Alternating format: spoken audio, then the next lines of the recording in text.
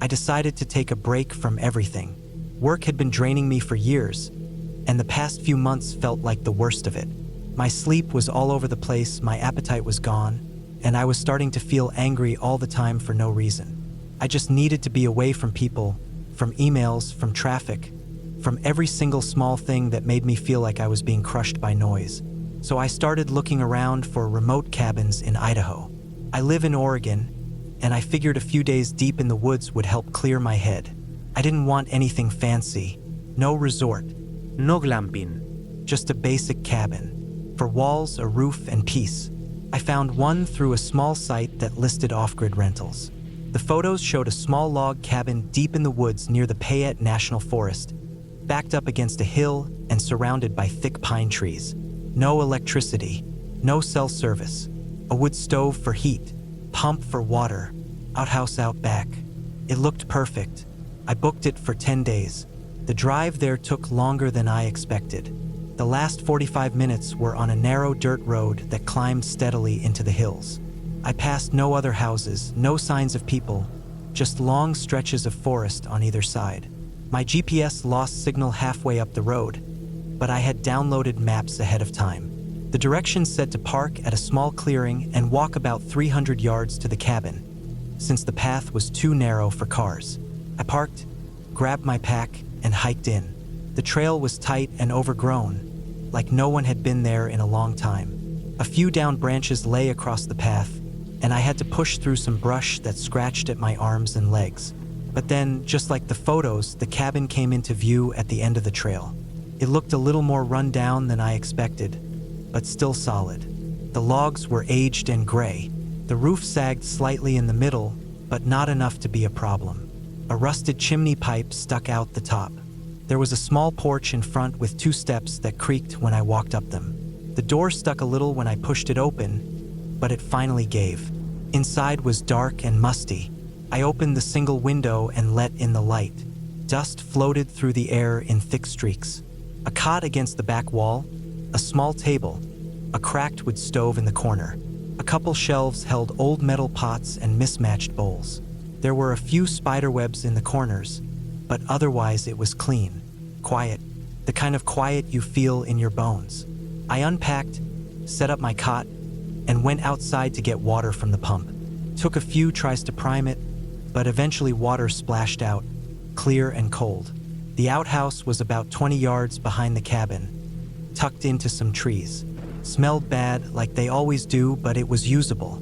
The first day was peaceful. I walked a few short trails nearby, gathered some wood, cooked a simple meal on the camp stove I brought. At night, I sat on the porch in a sweater and listened to the wind move through the trees. No cars, no people, just wind and leaves. The stars were endless above me. I slept hard that night. The second day, I explored farther. I marked the trail behind the cabin with strips of orange tape so I wouldn't get lost. I found a dried-up creek bed about half a mile north and followed it for a while, but it led nowhere, just more trees and rocks. The forest felt huge, like it swallowed everything that entered it. I liked that feeling, like I didn't exist, like I didn't have to be anything for anyone, just another piece of the woods. By the 4th day, things started to feel off. It wasn't anything big at first, just small stuff. I'd stack firewood a certain way outside, and the next morning it would be moved. Not far, just a log or 2 shifted. I figured maybe it was wind or animals. Then I noticed the front door was open one morning. I was sure I had latched it. I always latched it before bed. I told myself I must have forgotten. That night, I heard something outside, just after midnight. A steady sound, crunch, pause, crunch. Footsteps, human footsteps, not a deer. Too slow, too deliberate. I sat up in the dark and held my breath. My heart started pounding. I had no weapon, not even a proper knife, just a hatchet I used for splitting kindling. I stayed frozen for what felt like hours, listening. The footsteps came up close, then stopped. I didn't hear them again. In the morning, I walked around the cabin. No tracks. The ground was hard. Dry pine needles everywhere. It didn't leave marks. I checked the trees nearby. Nothing. No sign of anyone. I told myself it was just a deer walking slow. I kept telling myself that. On the 6th day, I found something that changed everything. I had hiked north again, a different path this time, one I hadn't tried before. I was about 40 minutes out when I saw it. A black garbage bag, torn open and stuck in the branches of a low tree. I climbed up to grab it. Inside were bones, cleaned animal bones, dozens of them, rib cages, long limbs, skulls, all small, maybe raccoons or foxes. Some looked charred. Below the tree, buried in the leaves, I found more, piles of them, some in metal pails, some wrapped in cloth, all old, some broken, some fresh. It wasn't the bones that scared me. It was how they were arranged, like someone had laid them out carefully, in shapes, patterns. One was a spiral made of tiny jawbones. Another was a circle of skulls around a burnt stump. I stood there for a long time just staring, feeling my pulse rise. Then I realized something worse. These weren't scattered randomly. They were recent. I saw maggots on some of them. I saw dried blood. Someone had done this not long ago. Maybe still was. I turned around and went straight back to the cabin. That night, I didn't sleep. I kept the hatchet in my hand and listened. Around 2 a.m., I heard it again. The same slow steps. But this time, they didn't stop. They walked slowly around the cabin. Crunch. Pause. Crunch. I sat up on the cot and waited. I didn't move. I could hear breathing outside. Shallow. Close. I didn't have curtains on the window, and I knew whoever it was could see in if they wanted. I waited. The breathing stopped. The footsteps moved off, slowly, fading into the woods. I waited an hour before I moved. The next morning, I packed everything. I decided to leave early. The problem was, I had no cell signal, no radio, and my car was a 40-minute hike away. That trail was narrow and easy to get turned around in. I strapped my bag on and started moving fast. About halfway back, I noticed something hanging from a tree ahead. A dead bird, tied by its feet with string, gutted, fresh, still dripping. I stared at it for a second, then kept going. Then I saw another, then another. 4 of them spaced along the trail, all fresh, all hung that morning. I felt sick. My legs moved faster. My pack bounced hard on my back, but I didn't care. I just needed to get to the car. When I reached the clearing, I knew something was wrong. The driver's side door was open. I never leave it open. The front seat was torn. The glove box emptied. The air smelled like piss. Someone had been in there. Someone had done this. I checked the back seat. Nothing taken, but a dark smear ran across the passenger window. A handprint. Greasy. Bit. I got in and turned the key. The engine wouldn't start. I tried again. Nothing. I popped the hood. All the wires had been cut. Clean cuts. Knife work. Someone knew I was here. Someone wanted me stuck. I slammed the hood shut, locked all the doors, and sat inside shaking. I stayed in the car for an hour thinking, trying to plan. I had no signal, no way to call. It was too far to walk to town, maybe 20 miles through woods with no trail. I had no map past the one I used to get to the cabin. I had no choice but to go back. It was almost dark by the time I made it. I didn't bother unpacking.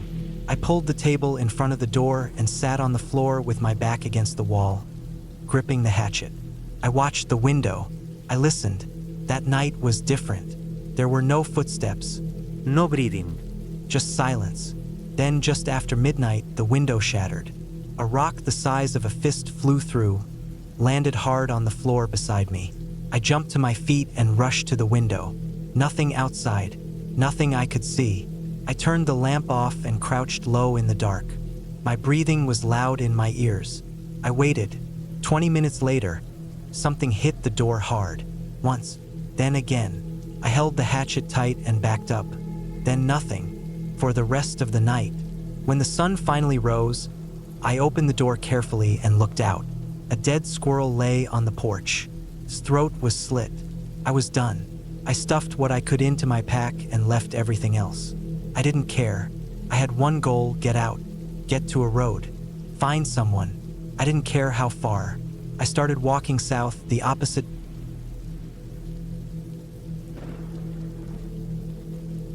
I decided to stay in a remote cabin for a week to get away from everything. I'd been feeling burned out from work, tired from the noise of the city, and honestly just fed up with people in general. I needed a break, somewhere quiet, far from cell towers, traffic, or any kind of social interaction. I found a listing online for a small cabin in the northern part of the state, near a lake, deep in a forested area. The pictures looked nice.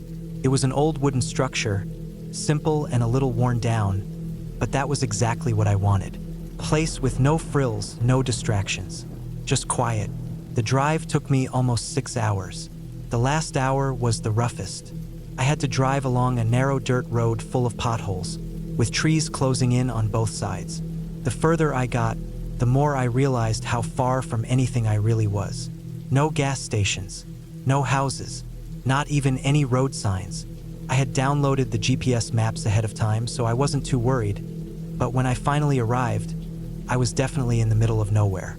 The cabin sat just off the dirt road, hidden behind thick trees and a short, overgrown path. It was smaller than I expected, with moss growing on parts of the roof and ivy wrapping around the porch posts. There was no electricity, just a propane stove and some solar-powered lanterns. Water came from a nearby well with a hand pump. Inside, the cabin smelled faintly of damp wood, like an old shed. There was a bed against the back wall, a small table near the window, and a wood stove that looked ancient but solid. It was cold when I arrived, so I immediately stacked some firewood inside and lit it up. The first day went exactly how I wanted. I unpacked my backpack, sorted my food, and walked around the area for a bit. The lake was only a short walk from the cabin. It was still and clear, surrounded by tall pine trees, and I didn't hear anything except birds and the wind in the branches. It was peaceful. No engine noise, no sirens, no voices. Just the soft creak of the trees and the occasional rustle of squirrels or deer. I felt like I could finally breathe again. That night, I sat on the small porch and watched the sky turn dark. The stars came out one by one, brighter than I'd seen in years. I had no cell service, but I didn't care. I ate a simple dinner, read by lantern light, and went to bed early. The silence was strange at first, so complete that I could hear the crackle of the fire and my own breathing. But eventually I drifted off. It was around 3 in the morning when I woke up. First, I didn't know what woke me. The fire had gone out, and the cabin was freezing. I could see my breath. I lay there listening. It was dead silent, but I had the strange feeling that something wasn't right. That thick, heavy feeling you get when your body senses something before your brain can figure it out. I stayed completely still, eyes open in the dark. Then I heard it, a soft crunching sound from outside. It wasn't a branch falling or an animal scampering. It was steady, slow, like footsteps on dried leaves. I held my breath. It was hard to tell how close it was, but it definitely came from just beyond the cabin, maybe near the porch. The footsteps would stop for a few seconds, then start again, closer, then stop again. My heart started pounding in my ears.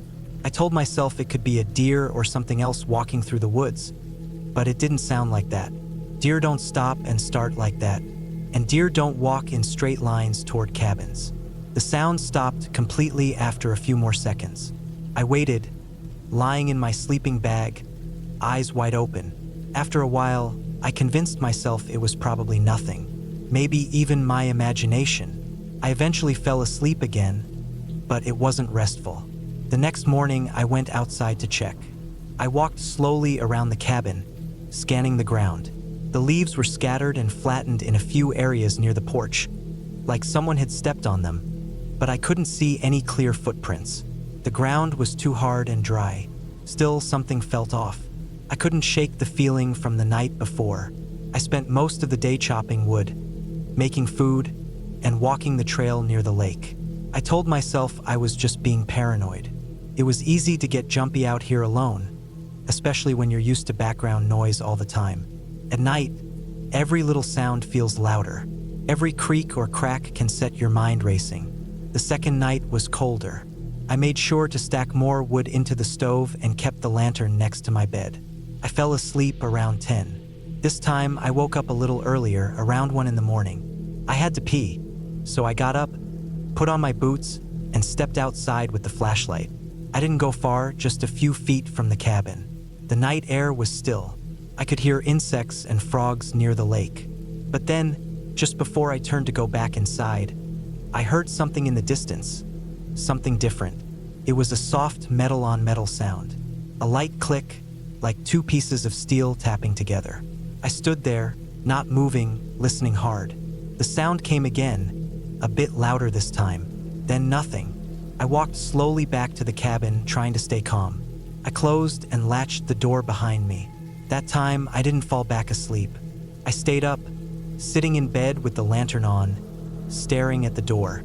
I didn't hear anything else for the rest of the night. In the morning, I searched again. This time, I noticed something small and strange near the side window. A small piece of twine, like something used for tying gear, lay coiled on the ground. I hadn't brought any twine. I didn't touch it. I just stood there, staring at it for a long time. Someone had been here, or was still here. The third day, I kept looking over my shoulder. I took shorter walks and stayed close to the cabin. I tried to act normal, but I was rattled. I kept wondering, was someone watching me from the trees? Were they waiting until nightfall to come back? What did they want? I started locking the door with a wooden bar at night, jamming it tight. I moved the table against it, too. I kept the hatchet near the bed. I didn't sleep at all that night. The next day, I decided to pack up and leave early. I had planned to stay for a full week, but I couldn't relax. The sense of being watched had gotten worse. Even during the day, I thought I saw movement in the trees, just quick flashes, like someone ducking behind a trunk. Could have been animals. But after everything else, I didn't believe that anymore. I loaded up my backpack and brought everything back to the car. But when I got to where I had parked, my stomach dropped. There were fresh tire tracks on the road beside mine. The prints weren't there before. I would have noticed, and they didn't match my tire treads. Someone else had driven out here recently. Maybe while I was asleep. Maybe while I was out walking. The worst part? My car's back door was slightly open. I walked around it carefully, looking inside. Nothing looked stolen. But then I noticed the glove box was hanging open. Someone had gone through it. My registration papers were unfolded and on the floor. A pen I kept clipped inside was missing. I didn't keep anything valuable in the car, but the idea that someone had been inside it made my skin crawl. I slammed the door and got in. I locked everything and started driving. I didn't care if the road was rough, I drove fast. I didn't stop until I hit pavement again. I stayed in a motel that night, somewhere near the interstate. I slept with the lights on. The next day, I reported the incident to the local sheriff's department. I didn't have a license plate or a description, just the tire tracks and the feeling that someone had been stalking me out there. They took notes but didn't seem especially concerned. They said people go missing in those woods sometimes. Sometimes it's animals. Sometimes it's just people who don't want to be found. I didn't go back to the cabin. Weeks later, I kept thinking about it. What if I hadn't woken up that night? What if I had stayed another day? What would have happened if I had confronted whoever was out there? A few months after that, I saw a news report online. A body had been found in the woods near that area. A hiker. They said he had gone missing 2 months before. His camp had been torn up, and his car had been stripped. The article didn't give many details, but I couldn't help but wonder. I never found out who was following me. I never found out what they wanted. But I know I wasn't alone out there, and I know I'll never go back.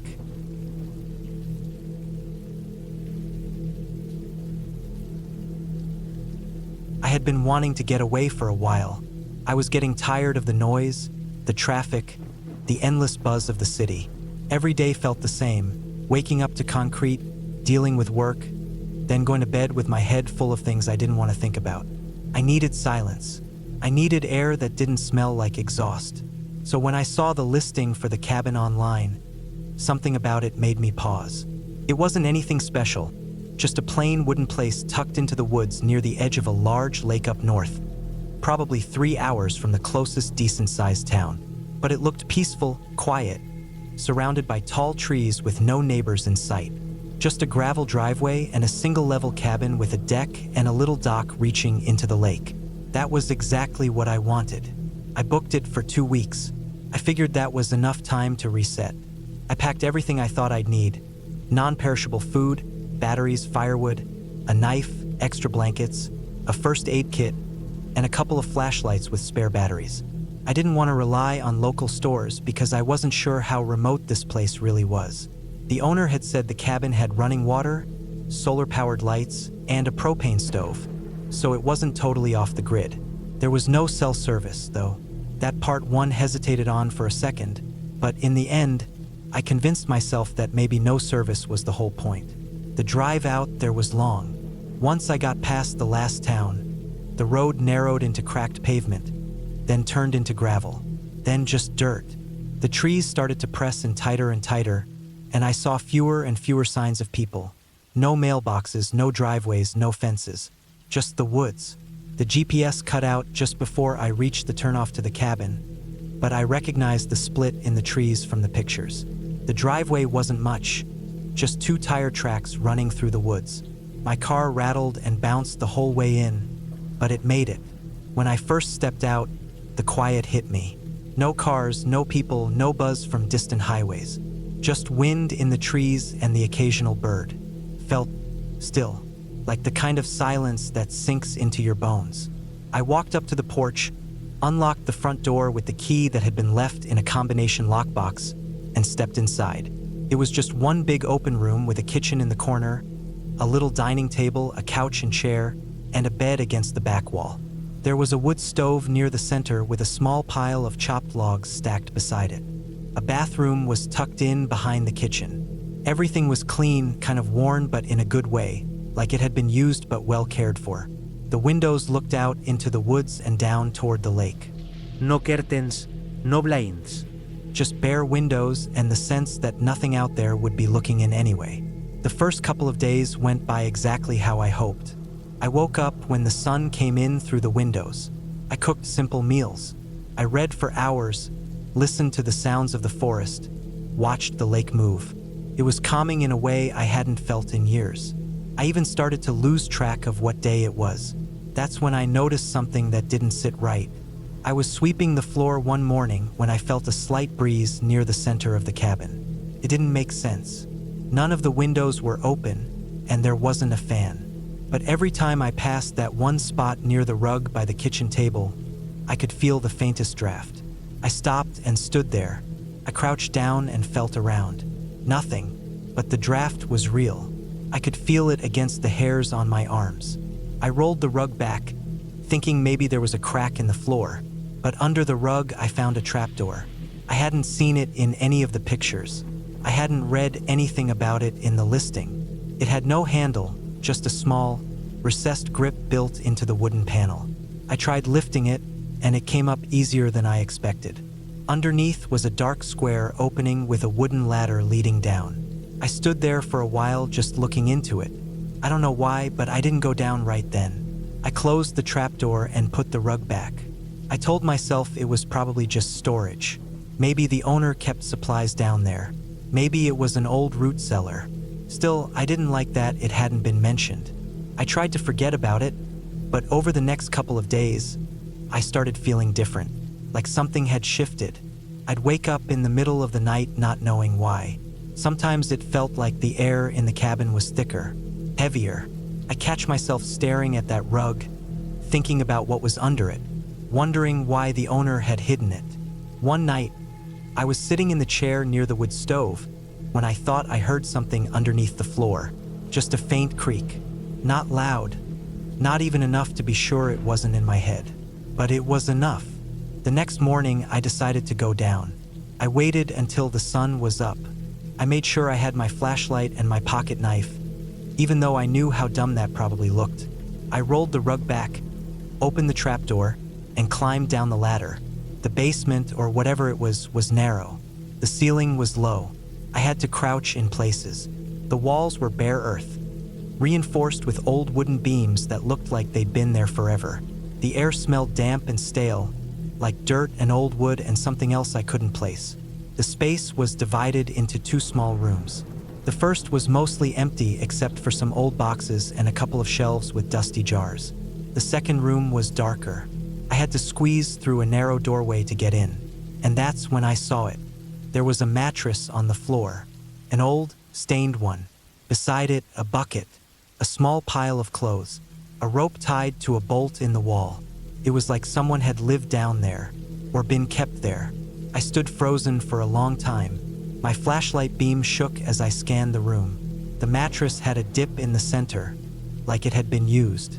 The bucket was stained with something dark. The rope, it wasn't just tied to the bolt. It had been cut. I backed out slowly. I didn't touch anything. I climbed back up, closed the trapdoor, and rolled the rug back into place. I sat on the bed for over an hour without moving. I didn't know what to do. There was no cell service, no one around. I could drive into town, but it would take hours. And what would I say? Hey, I found a weird basement in a rental cabin. They'd ask if anyone had been hurt, and I didn't know. There weren't any bones or blood, just the suggestion of something very wrong. That night, I didn't sleep. Every little sound made me sit up straight. The wind in the trees sounded like footsteps. I kept the flashlight in my hand. I kept the knife on the pillow next to me. In the early hours of the morning, I heard the trapdoor creak. I didn't move. I didn't breathe. It was quiet again, but I knew I'd heard it. I waited until the sun was up. Then I grabbed all my things and loaded them into the car. I locked the cabin even though I knew it didn't matter. Then I drove. I didn't stop until I reached a gas station with a payphone outside. I called the police. I told them everything. I gave them the address. They said they'd send someone out and take a look. I never heard back from them. A few weeks later, I checked the listing again. The cabin was gone. The whole profile was deleted. No contact info, no photos, nothing. Like it had never existed. I tried calling the number I used to book it, but it was disconnected. I don't know what I found in that basement. I don't know if it was something old or something still happening, but someone had been down there, maybe kept there, and whoever set that place up didn't want anyone to know. I still think about that rope, the way it had been cut, not untied, like someone had escaped or been let out. I never went back. I sold the car, got a new number, moved apartments. I don't trust places in the woods anymore. I don't trust quiet the way I used to. I thought getting away would help me feel better. I thought silence would give me peace. But that cabin, what I found down there, stuck with me. Because sometimes the scariest things aren't ghosts or monsters. Sometimes it's what people are capable of. What they do when they think no one's watching. And sometimes they're still out there, still hiding, still waiting.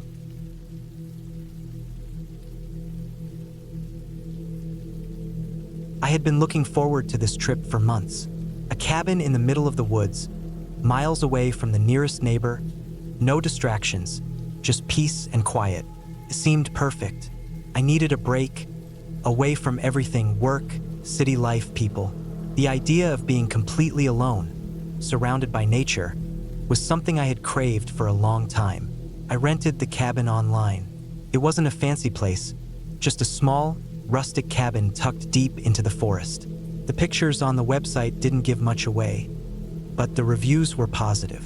Quiet, private, beautiful surroundings, they said. I didn't need anything else. A simple escape was all I wanted. The drive up to the cabin was longer than I anticipated. The GPS stopped working about 20 miles out, so I had to rely on the directions the owner had emailed me. At first, the road was wide and smooth, but as I kept going, the path narrowed, the trees grew thicker, and I couldn't shake the feeling that I was heading deeper into the wilderness.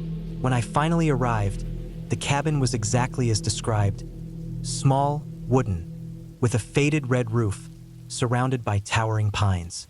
The air was thick with the scent of pine needles, and the only sound I could hear was the gentle rustling of leaves in the breeze.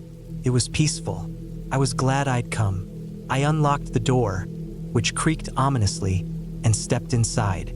The interior was simple, with a fireplace, a small kitchen, a table with 2 chairs, and a couch that looked like it hadn't been used in years.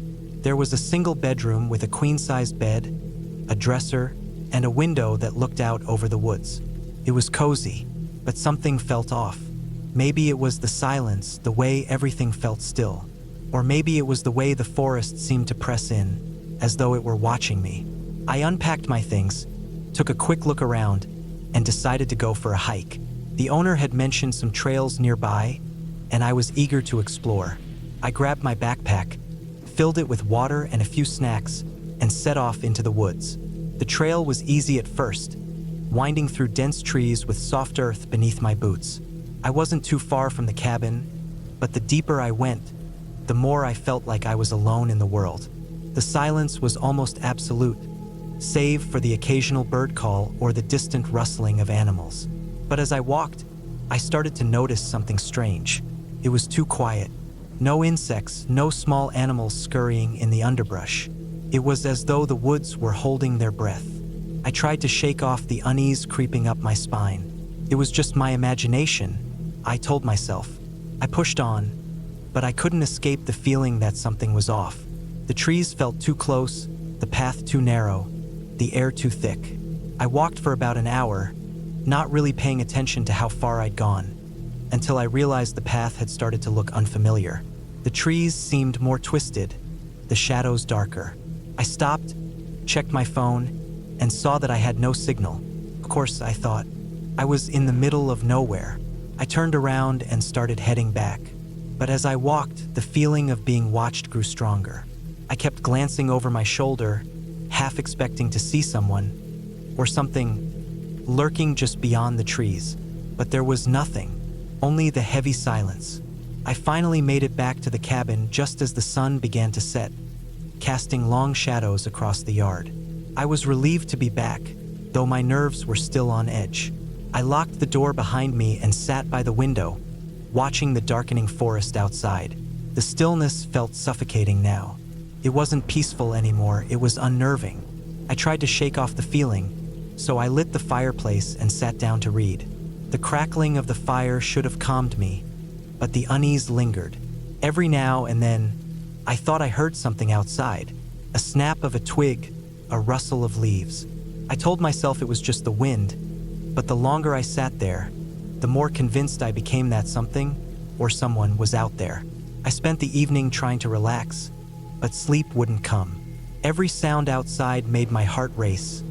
Every shadow seemed to grow larger in the dark. Around midnight, I finally decided to check the locks on the doors and windows again, just to be sure. That's when I heard it. A soft, almost imperceptible sound. A knock at the door. My blood ran cold. I stood frozen, my breath catching in my throat. There it was again. A slow, deliberate knock. Someone was at the door. I didn't move. My mind raced, trying to make sense of what was happening. I had rented the cabin for myself, and there was no one else supposed to be out here. I thought of the owner's email, the instructions. There was nothing about visitors, no mention of anyone else being in the area. I slowly moved to the window, peeking out from behind the heavy curtains. There was nothing, just the darkness of the forest, stretching out into the night. I waited. Minutes passed. Maybe it was just an animal, I told myself. But no, it sounded too deliberate, too human. The knock came again, and this time it was louder, more urgent. I backed away from the window and grabbed the fireplace poker, clutching it in my hands. My mind was racing, every possibility running through my head. Was someone out there? Did someone know I was here? Was I being watched? I stood there for what felt like an eternity, too afraid to move. The knocking stopped for a few moments, but I could hear something now. Footsteps, slow and heavy, moving around the cabin. I couldn't tell where they were, but they were close, too close. I moved to the back door, checking to make sure it was locked. I could hear the footsteps moving around the cabin, pausing every now and then, as if the person was listening for something. My heart pounded in my chest, and my hands were shaking. I tried to steady myself, but all I could think about was getting out of there. Then, I heard something I wasn't expecting, the sound of gravel crunching underfoot. I rushed to the front window and looked out. A truck was parked in front of the cabin. I felt my stomach drop. I had no idea who it was or what they wanted. The truck wasn't the owner's, and no one had been scheduled to come out here. I watched, terrified, as a figure moved around the truck, a silhouette in the darkness. I had no choice. I grabbed my things, shoved my phone and wallet into my pocket, and slipped out the back door. The woods were the only place that felt safe now, and I didn't know what else to do. I ran, stumbling over the uneven ground, heading into the dense trees. The forest was thick, and the night felt colder now. The only sound was my breath and the occasional snap of a twig underfoot. I kept running, not sure where I was going, but knowing I couldn't go back to the cabin. It felt like hours before I finally stopped to catch my breath, but it was probably only a few minutes. I was lost, my heart racing, adrenaline pumping through my veins. I tried to calm myself, tried to think clearly, but all I could focus on was the fact that someone was out there, following me. I had no choice but to keep moving. The moonlight filtered through the trees, giving me just enough light to see, but the forest seemed endless. Every direction looked the same, and I had no idea how far I had gone or where I was. But then I heard it, a shout, a voice calling out, echoing through the trees. It wasn't the voice of the person I'd seen earlier. This was someone else. A different voice, distant but clear. I froze, listening.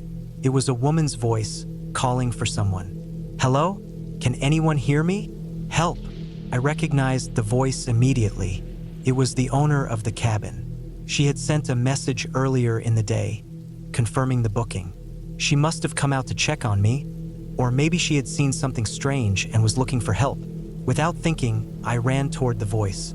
My legs burned. My lungs screamed for air, but I pushed through, praying I was heading in the right direction. After what felt like hours, I finally emerged from the trees, stumbling into a small clearing. And there she was, the cabin owner, standing near a small campfire. She looked startled when she saw me, her eyes wide with confusion. "I didn't know you were out here," she said, her voice shaking. There was someone in the woods, watching me. I stood there, panting, too exhausted to speak. The fear still clung to me, and I couldn't quite process what had just happened. "We need to get out of here," she said. "We're not safe here." She led me back to her truck, and we drove back to town together, leaving the cabin behind. When I finally got to a place where I could rest, I realized just how close I had come to something much worse. The cabin, the woods, the silence. It had all been a trap, but I had made it out.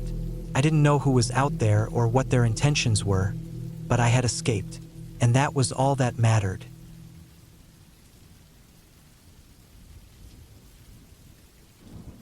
I rented the cabin to get away from things. I didn't really have a plan. I didn't tell anyone where I was going, and I didn't think I needed to. I just wanted space, quiet, a week alone. I picked a remote cabin up in northern Idaho, buried deep in the woods off a gravel road with barely any cell service. The pictures made it look clean and quiet. It had a wood-burning stove, a small porch, and a stream behind it. No neighbors. That's what sold it. I drove out there in my old SUV, packed with groceries, firewood, and a few bags. It took me almost 5 hours from the city, with the last hour crawling up a narrow dirt path that snaked through thick pine forest. I passed one pickup going the other way, and then nothing, just trees and dust. The place looked even more secluded than the pictures.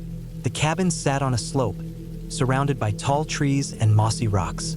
It had no driveway, just a dirt pull-off by the edge of the trees. The front door creaked when I opened it. Inside, it was smaller than I expected. There was a main room with a couch, a little dining table, and a wood stove. A narrow hallway led to a small bedroom and bathroom. Everything smelled like pine and smoke. There was no TV, no internet, just a small battery-powered radio and some books on a shelf. The windows were dusty. The fridge hummed from a propane line. It was quiet, unbelievably quiet, but something about it felt off. I couldn't say what at first. The place didn't seem dirty. It wasn't falling apart. The floorboards were worn but solid. The bed was made, but I noticed right away that one of the doors in the hallway was locked. Not the bedroom or the bathroom, those were open. This was a third door I hadn't seen in the listing. The wood looked older, slightly different in color than the rest of the cabin. A tarnished brass knob. No key. It was locked tight. I figured maybe it was a storage closet. I even knocked on it just to be sure. It made a dull sound. No hecho. I let it go at first. I had no reason to mess with it. The first 2 days were uneventful. I cut firewood, made simple meals, read some paperbacks I'd brought. I took a few walks down the gravel path and sat by the stream behind the cabin. I'd never seen water so cold and clear. There were no other cabins, no parked cars, no trails, just endless trees. And it was dead silent at night, the kind of silence where your ears ring. The only noise came from the creaking of the cabin as it settled. I slept okay the first night, but on the second night, I woke up around 3 a.m. to a sound I couldn't explain. It wasn't an animal or wind. It sounded like something heavy moved inside the cabin. A thump, then a dragging sound. I froze under the blanket. I waited for more, but it stopped. The next morning, I checked every room. The door to the locked room was still closed. Nothing was out of place. I told myself it was probably just wood shifting. I went about my day like normal.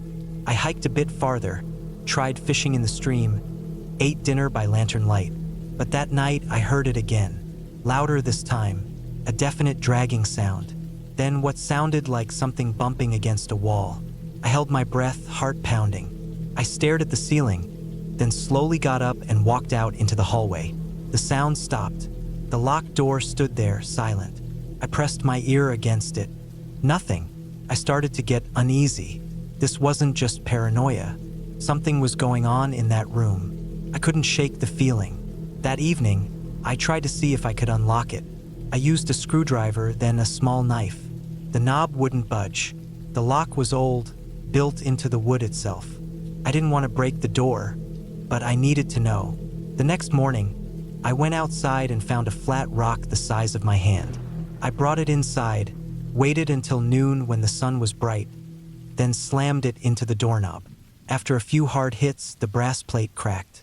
I jammed the screwdriver in and twisted. The lock popped with a metallic click.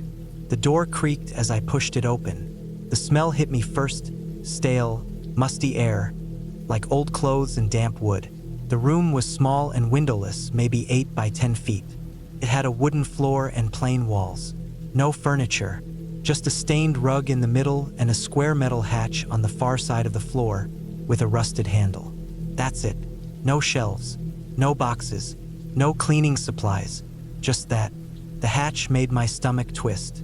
I stared at it for a long time. I walked in, looked around, and backed out. I didn't touch the hatch. That night, I barely slept. Every time I drifted off, I heard sounds again.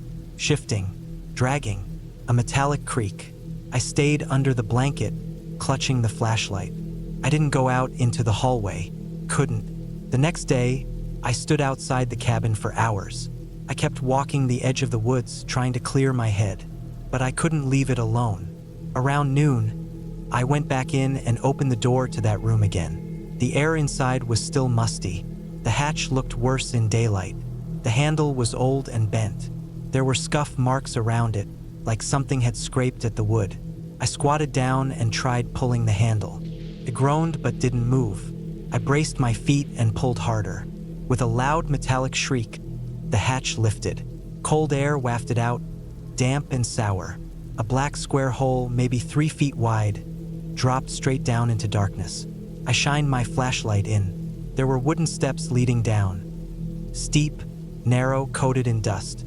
I counted 5 before the light faded. I should have left it alone, but I stepped down. 1 foot, then another. My flashlight flickered, then steadied. The wood creaked under me. At the bottom was a short tunnel, no more than 6 feet long, with wooden beams holding up the ceiling. At the end was another door. This one was made of thick planks and had an iron latch. I didn't go farther. I turned around, climbed out, and closed the hatch. I pushed the rug back over it and shut the room door. My skin was crawling. There was no reason for a hidden cellar in a rental cabin. No reason for it to be locked. That night, I barely ate. I stayed on the couch with the fire going, staring at the hallway. I didn't hear anything for hours.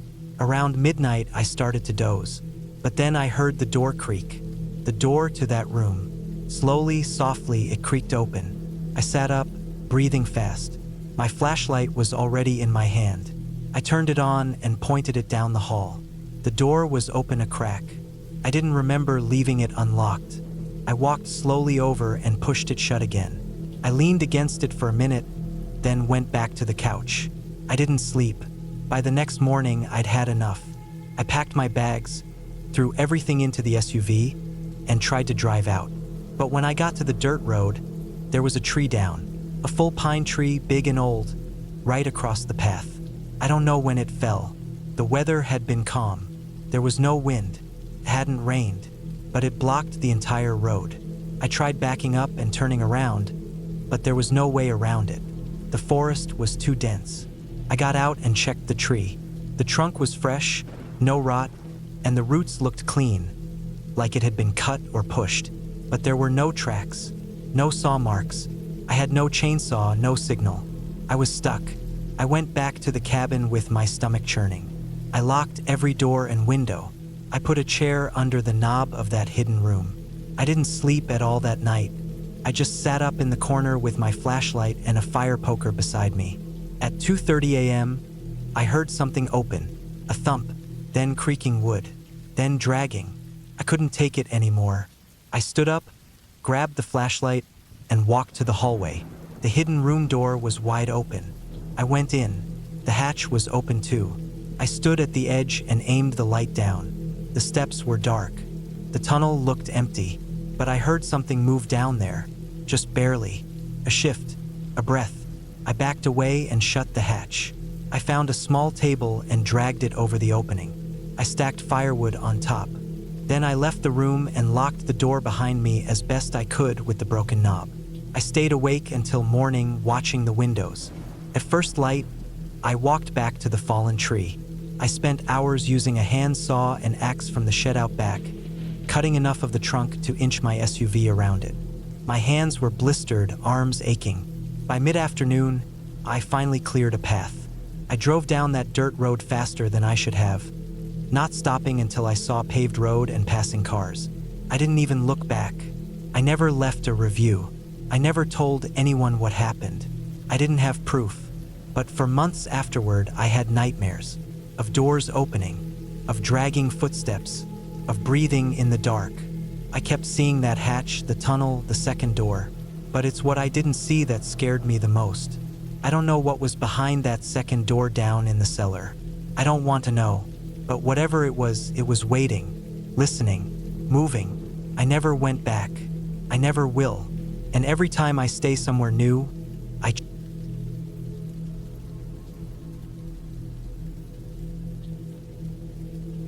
I needed a break from everything. That's how it started. My job was running me into the ground. The city noise felt like it was closing in on me, and I hadn't had a real night's sleep in months. So I booked a week off work, packed up my gear, and drove out to a cabin I found listed on a small rental site. It was cheap, far out, and secluded, just what I needed. No neighbors, no cell service, and no distractions. I wasn't looking for anything fancy, just a solid roof and some peace. The drive took almost 5 hours. The first 3 were easy, highway miles and gas stations. The last stretch was a winding 2-lane road that turned to gravel and finally a narrow dirt path barely wide enough for my SUV.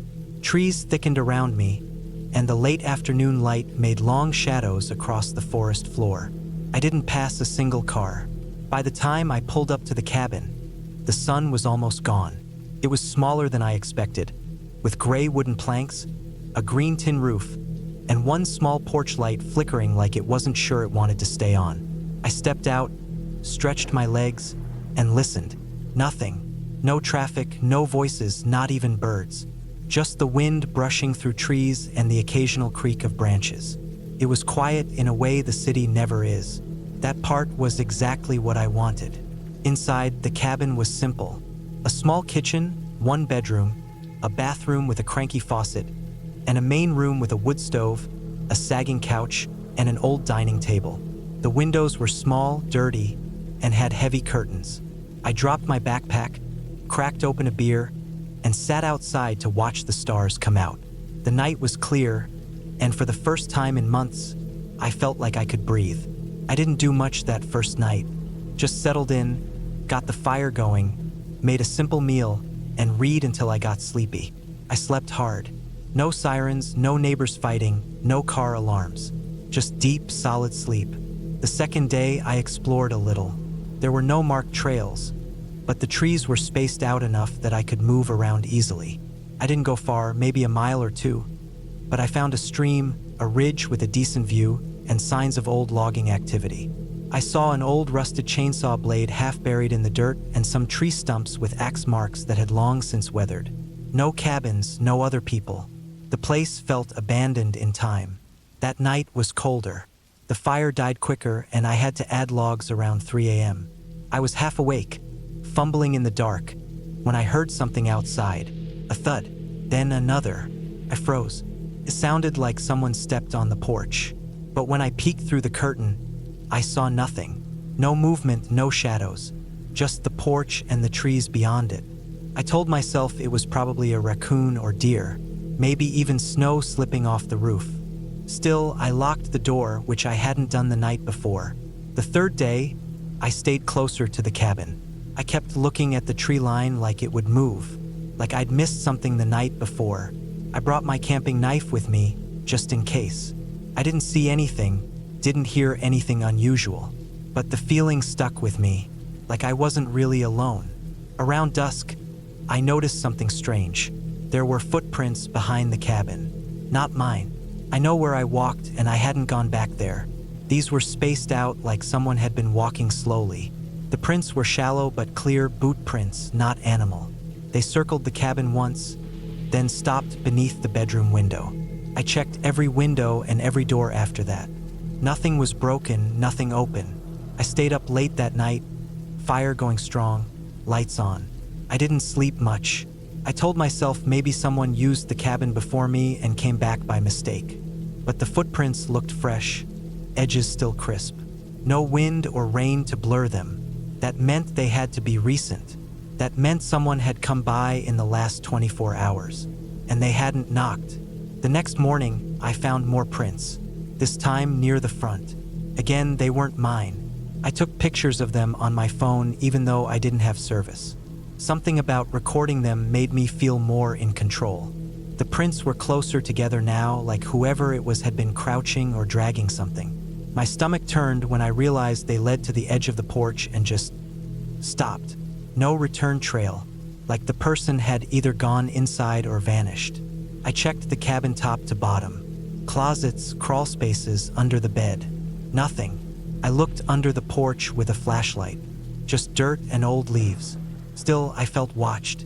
Not the vague paranoia of city life, but that heavy kind of presence that makes your back tighten. That day, I kept the knife in my pocket. That night, I moved a chair in front of the door and didn't light the fire. I didn't want whoever was out there to see I was still inside. Sometime in the middle of the night, I heard a tapping on the side of the cabin. Not scratching, not wind. A slow, steady tap, tap, tap. I stayed in bed, heart hammering. I wanted to believe it was a tree branch, but I knew the nearest one was a good 6 feet from the wall. I didn't get up. I just laid there until the sound stopped. By the 5th day, I was ready to leave. My food was still fine, my water supply was good, but my nerves were shot. I packed up and loaded the car, but when I turned the key, the engine didn't even try. Nothing. Not a cough. Just dead silence. I popped the hood, checked the battery, it looked fine. No loose cables. The interior lights worked. The headlights didn't. That didn't make sense. I checked the fuse box. Intact. No blown fuses. But the engine wouldn't turn. It felt deliberate, like someone had done something. But there were no signs of tampering, no scratches or damage. I tried again and again. Nothing. I had no cell signal. The nearest town was at least 25 miles out, and the only road was narrow and barely passable even with my SUV. Walking out wasn't safe without a clear trail or map. And honestly, I didn't want to leave the cabin. As scared as I was, it was shelter. I had food, water, firewood. Out there, I had nothing. That day was the longest of my life. I sat near the window watching the woods. Every now and then, I thought I saw movement, shadows shifting behind trees, but when I focused, there was nothing. I didn't see the person, but I felt them. I stayed awake all night again. I didn't light the fire this time either. At some point around 3 or 4 a.m., I heard the back door handle jiggle. Just once, then nothing. I froze in place, knife in hand, listening so hard my ears rang. After that, silence. No footsteps, no breathing, no more sounds. When daylight came, I ran outside with the knife. I searched the area around the cabin. This time I saw the prints again, but now they were barefoot. Long, dirty prints with toes clearly outlined in the mud. Whoever it was had walked barefoot in the freezing forest at night. That terrified me more than anything else, because it meant they weren't just lost. They weren't just curious. They were comfortable here. I stayed inside all day. I pushed furniture against the doors. I shut every curtain. I turned off the lights, kept quiet, and waited. I tried starting the car again out of desperation. Still nothing. That night, I heard footsteps on the porch. Slow, heavy, then a long pause, then the sound of something being dragged. It scraped across the boards, a low grinding sound like wood against wood. It stopped right outside the front door. Then footsteps again. Then nothing. I didn't sleep. I didn't move. When the sun came up, I opened the door and saw what had been dragged. It was a log. Not just any log, it was from my own firewood pile, but split lengthwise like someone had cut it open with a blade and then left it there on purpose, as if to say they could take what they wanted when they wanted. I checked the car one last time. Still dead. Around noon, I started walking. I packed water, protein bars, extra layers. I left a note inside the cabin with my name, date, and direction I planned to go, just in case someone ever found it. I didn't know what else to do. I had to get out. I hiked for hours. My legs burned, my feet blistered, and I never saw another person. The trees never opened up. The road never came. Just endless forest and fading light. When I finally saw power lines, I almost cried. I followed them until I hit a gravel road, then walked for another 2 miles before a truck came by and picked me up. The driver asked if I was okay. I didn't say much. He drove me to a gas station in a small town. From there, I called the police. When they went to the cabin, they found the back door slightly ajar. Nothing missing, but the mattress had been dragged into the main room. A makeshift bed was set up near the fireplace with a bunch of old food wrappers and a half-burnt candle stub. Someone had been staying there. They said it was probably a squatter, maybe a survivalist, maybe someone off the grid. But they didn't find them. They never found who it was. No footprints, no gear, no tracks leading out. Just that single bare footprint inside the cabin on the dusty wooden floor, right near where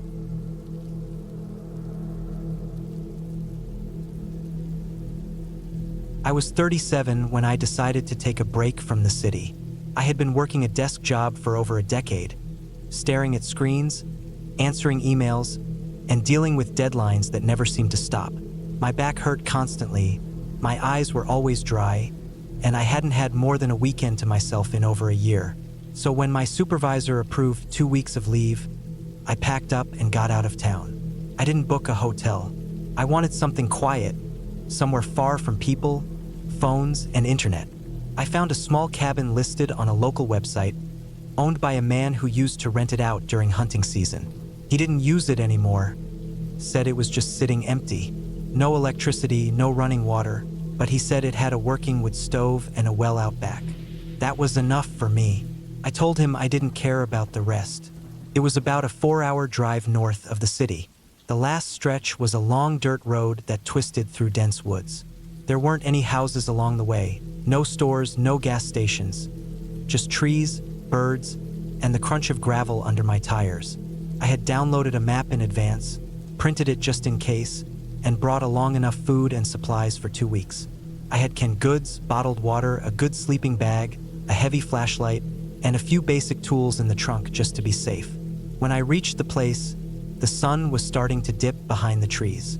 The cabin sat off a bend in the road, up a short slope, partially hidden by a row of pine trees that hadn't been trimmed in years. It looked old but solid, one story, with a metal roof and faded wooden siding. The front porch sagged a little in the middle, but the steps held when I walked up. Inside, it was musty and dark. The air smelled like old wood, dust, and something else, maybe mold. There were 2 rooms. The main room had a cot against one wall, a wood stove in the corner, and a table made from thick planks. The second room was smaller, probably meant for storage, but I saw some hunting gear still hanging on the walls. There were hooks with thick coats, a pair of snowshoes, and a crossbow with a broken string. I left that stuff alone. I opened all the windows to let the air out, then set up my sleeping bag on the cot. I unpacked what I needed for the night and lit a few candles. It was quiet, almost too quiet. No cars, no hum of appliances. Just the distant sound of leaves rustling in the wind and the occasional snap of a branch. The first night, I barely slept. It wasn't fear. I just wasn't used to the silence. Every small sound outside pulled my attention. I kept sitting up, expecting to hear a car or a neighbor or anything familiar, but there was nothing. I was alone out there. The second day, I walked around the area. There was a narrow trail behind the cabin that led through the trees. I followed it for a while and found an old hunting blind nailed into a tree. It looked like it hadn't been used in years. The steps up were rotted through. I didn't climb it. I spent the rest of the day reading a book I brought with me. Heating can soup over the wood stove and writing in a notebook. The air was cool and dry, and the wind in the trees had a calming rhythm to it. I started to settle in. The third day, I noticed something odd. While walking down the dirt road to stretch my legs, I saw fresh tire tracks. They weren't mine. I had parked off the road in a patch of flattened grass. These tracks were new, a little deeper than mine, and they stopped just past the bend near the cabin before turning around. There was no reason for anyone else to be out here. The cabin wasn't near any trails or towns. I hadn't seen another car in miles. I looked around for footprints or anything else but didn't find any. I shrugged it off, assuming it might have been a lost hunter or someone checking the area. That night, I woke up cold. The fire in the stove had gone out. I sat up and reached for the flashlight. That's when I noticed the back door was open. Not all the way, just a few inches. I knew I had closed it. I had even wedged a block of wood against it to keep the wind from pushing it open. I got up slowly, heart thudding. I pointed the flashlight at the door and stepped over to it. I pushed it shut and locked the latch. I didn't hear anything outside. No footsteps, no voices, just wind. The next morning, I checked around the cabin. There were no signs of animals or anyone else. I thought maybe the door hadn't latched properly and the wind had opened it, though I remembered hearing it click into place. Still, I told myself it was just wind. Later that day, I walked back to the dirt road. The tire tracks were still there, and now there was something else. A boot print near the edge of the road. I could see the sole clearly in the dry mud. It looked recent, fresh. That night, I slept with the flashlight in my hand. I kept the fire going as long as I could, and I pushed the table against the door just in case. I didn't sleep much. I kept hearing noises outside, soft steps in the leaves, maybe animals, maybe not. Once, I thought I heard something brush against the side of the cabin. On the 5th day, I found a trail of scuff marks near the back of the cabin, leading into the woods. It looked like someone had dragged something heavy through the dirt. Maybe a deer carcass, maybe gear. The trail led off into the trees and vanished about 30 yards in. I didn't follow it. I stayed close to the cabin the rest of that day. I kept checking the doors and windows. Every sound made me jump. That night, I barely slept. Around 3 a.m., I heard a knock on the side of the cabin. Not the door, the wall. Just once. A single knock, then silence. I froze. I didn't move. I didn't turn on the flashlight. I sat there in the dark, heart pounding so hard I thought I'd pass out. Nothing else happened for the rest of the night. The next morning, I packed up my things. I didn't care if I had 9 days left. I wanted out. When I stepped outside, I saw something that made my blood run cold. There was a pile of rocks stacked on the porch. Neatly, 3 rocks high, balanced perfectly. I hadn't put them there. I hadn't seen them the day before. It wasn't some animal. Someone had been there. I took the long way around the cabin to get to my car. I kept looking into the trees, expecting someone to step out. No one did. I threw my gear in the trunk and slammed the door. The car started, thank God. I backed down the slope and turned onto the dirt road. I didn't stop. I didn't look back. I just drove. After about 15 minutes, I passed the bend where I had seen the tire tracks. That's when I noticed something else. There was a camera nailed to a tree, not high up, just at head level, pointed straight at the road. I slammed the brakes. I stared at it. It was small, one of those hunting trail cameras, camouflaged against the bark. It had been there the whole time, watching. I didn't stop. I didn't take it down. I just drove. I didn't relax until I hit the highway. I didn't even stop for gas until I reached a populated town an hour later. I sat in the parking lot of a gas station for 20 minutes, just breathing. I never reported it. I don't know why. I didn't even contact the guy who rented me the cabin. I just wanted to forget about it, but I never did. Over the next few weeks, I kept thinking about the tire tracks, the boot print, the camera, and the knock on the wall. I kept wondering what would have happened if I had stayed another night, if I had opened that back door instead of locking it. I searched online for reports of break-ins in that area. I didn't find anything. No missing people. No police reports. Nothing. A month later, I got a small package in the mail. No return address. Inside was a USB stick. I almost threw it away, but I didn't. I plugged it into an old laptop I had wiped clean before. There were 3 video files on it. The first was a recording from the trail camera. It showed my car driving up to the cabin, me getting out, me walking around. The second video was taken at night, from outside, through the window. It showed me sleeping inside the cabin. The third video was from inside the cabin. It showed me lighting the stove, eating dinner, writing in my notebook. I don't know when the camera was placed. I don't know how they got inside, but someone had been in there, watching. I moved 2 weeks later, changed my phone, changed my email, didn't tell anyone. I still don't know who sent the package. It never happened again. But I don't sleep without locking every door, every window. I don't stay in cabins. I don't take solo trips anymore. And I never go anywhere without checking the trees.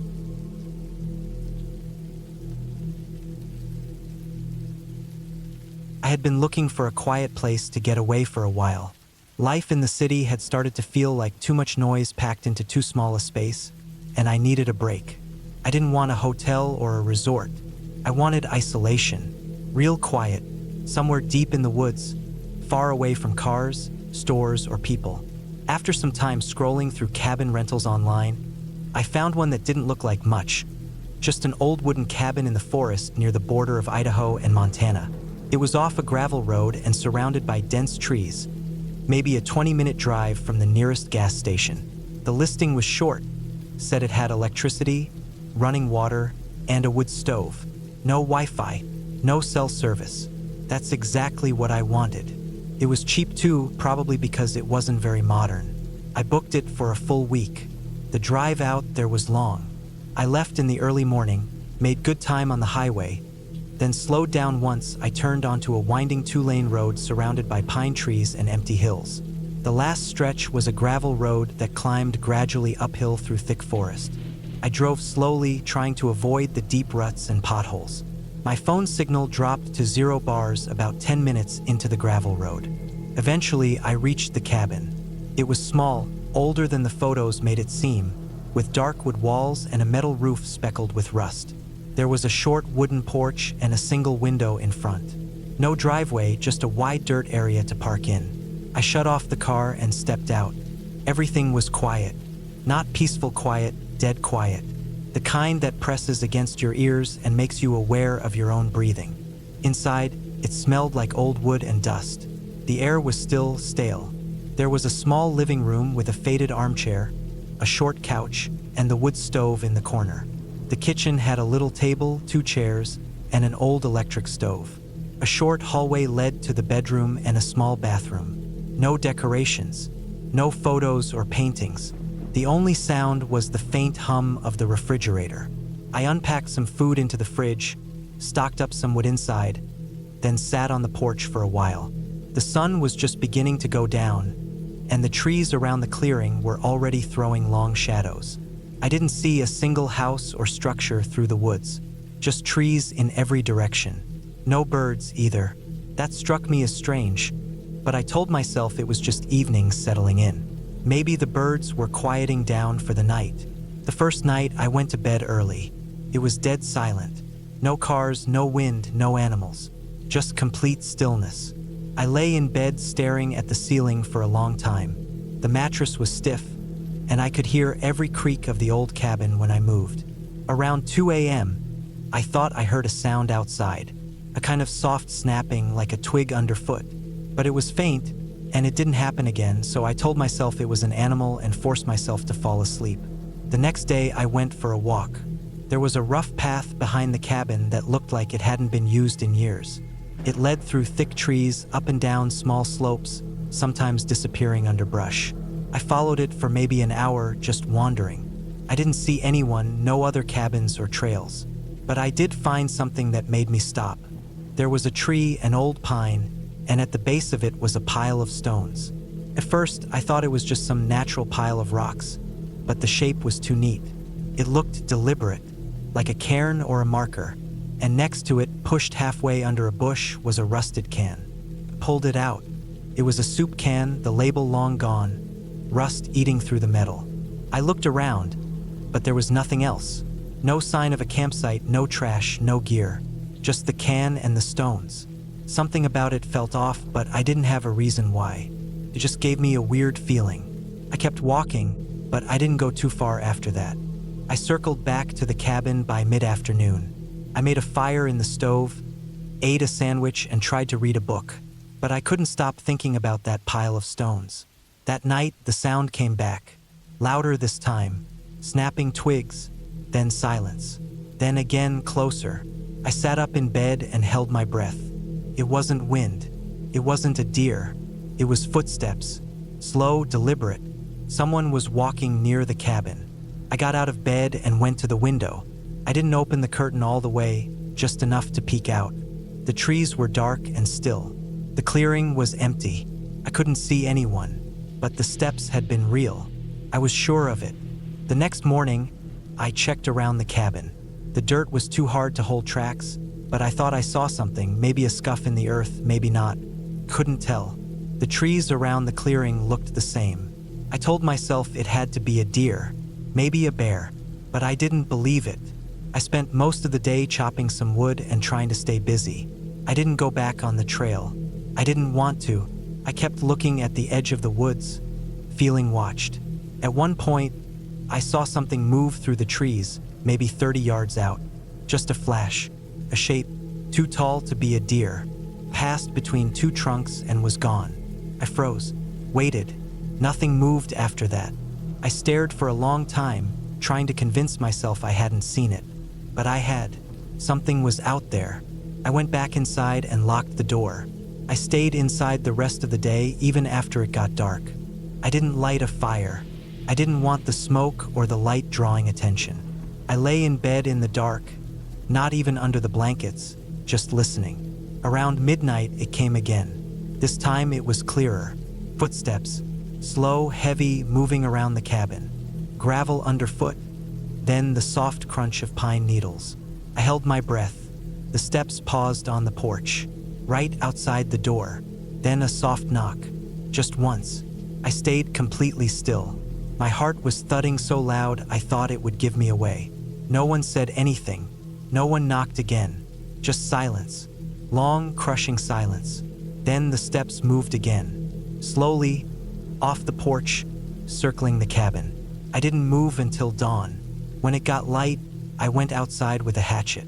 I didn't know what I was going to do with it, but it was better than nothing. I checked the clearing again. There were tracks now. Bootprints. Clear in the soft edge near the tree line. Someone had been here.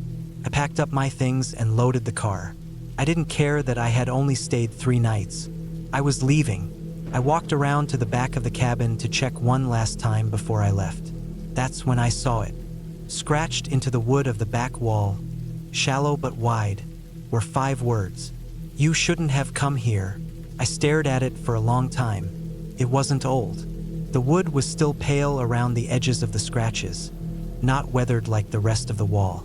Whoever had written it had done it recently. I didn't stop moving after that. I got in the car and started driving. The gravel road felt longer on the way out. I kept checking the mirror, half expecting to see someone following. I didn't relax until I hit pavement again. Back in town, I filled up with gas and told the clerk I was heading home early. He nodded, but he looked at me strange. When I mentioned where I'd been staying, he raised an eyebrow. "That place?" he asked. "You know no one's owned that cabin in years, right?" I didn't answer. I just paid and left. Later that week, I checked the rental site. The listing was gone. No trace of it. I tried to look up property records for that address. Nothing. No recent owners. No rental history. Nothing at all. I still don't know who was out there. I don't know if they lived nearby, if they were watching from the trees the whole time, or if they just waited until people showed up. I don't know what they wanted or what would have happened if I'd opened the door that night.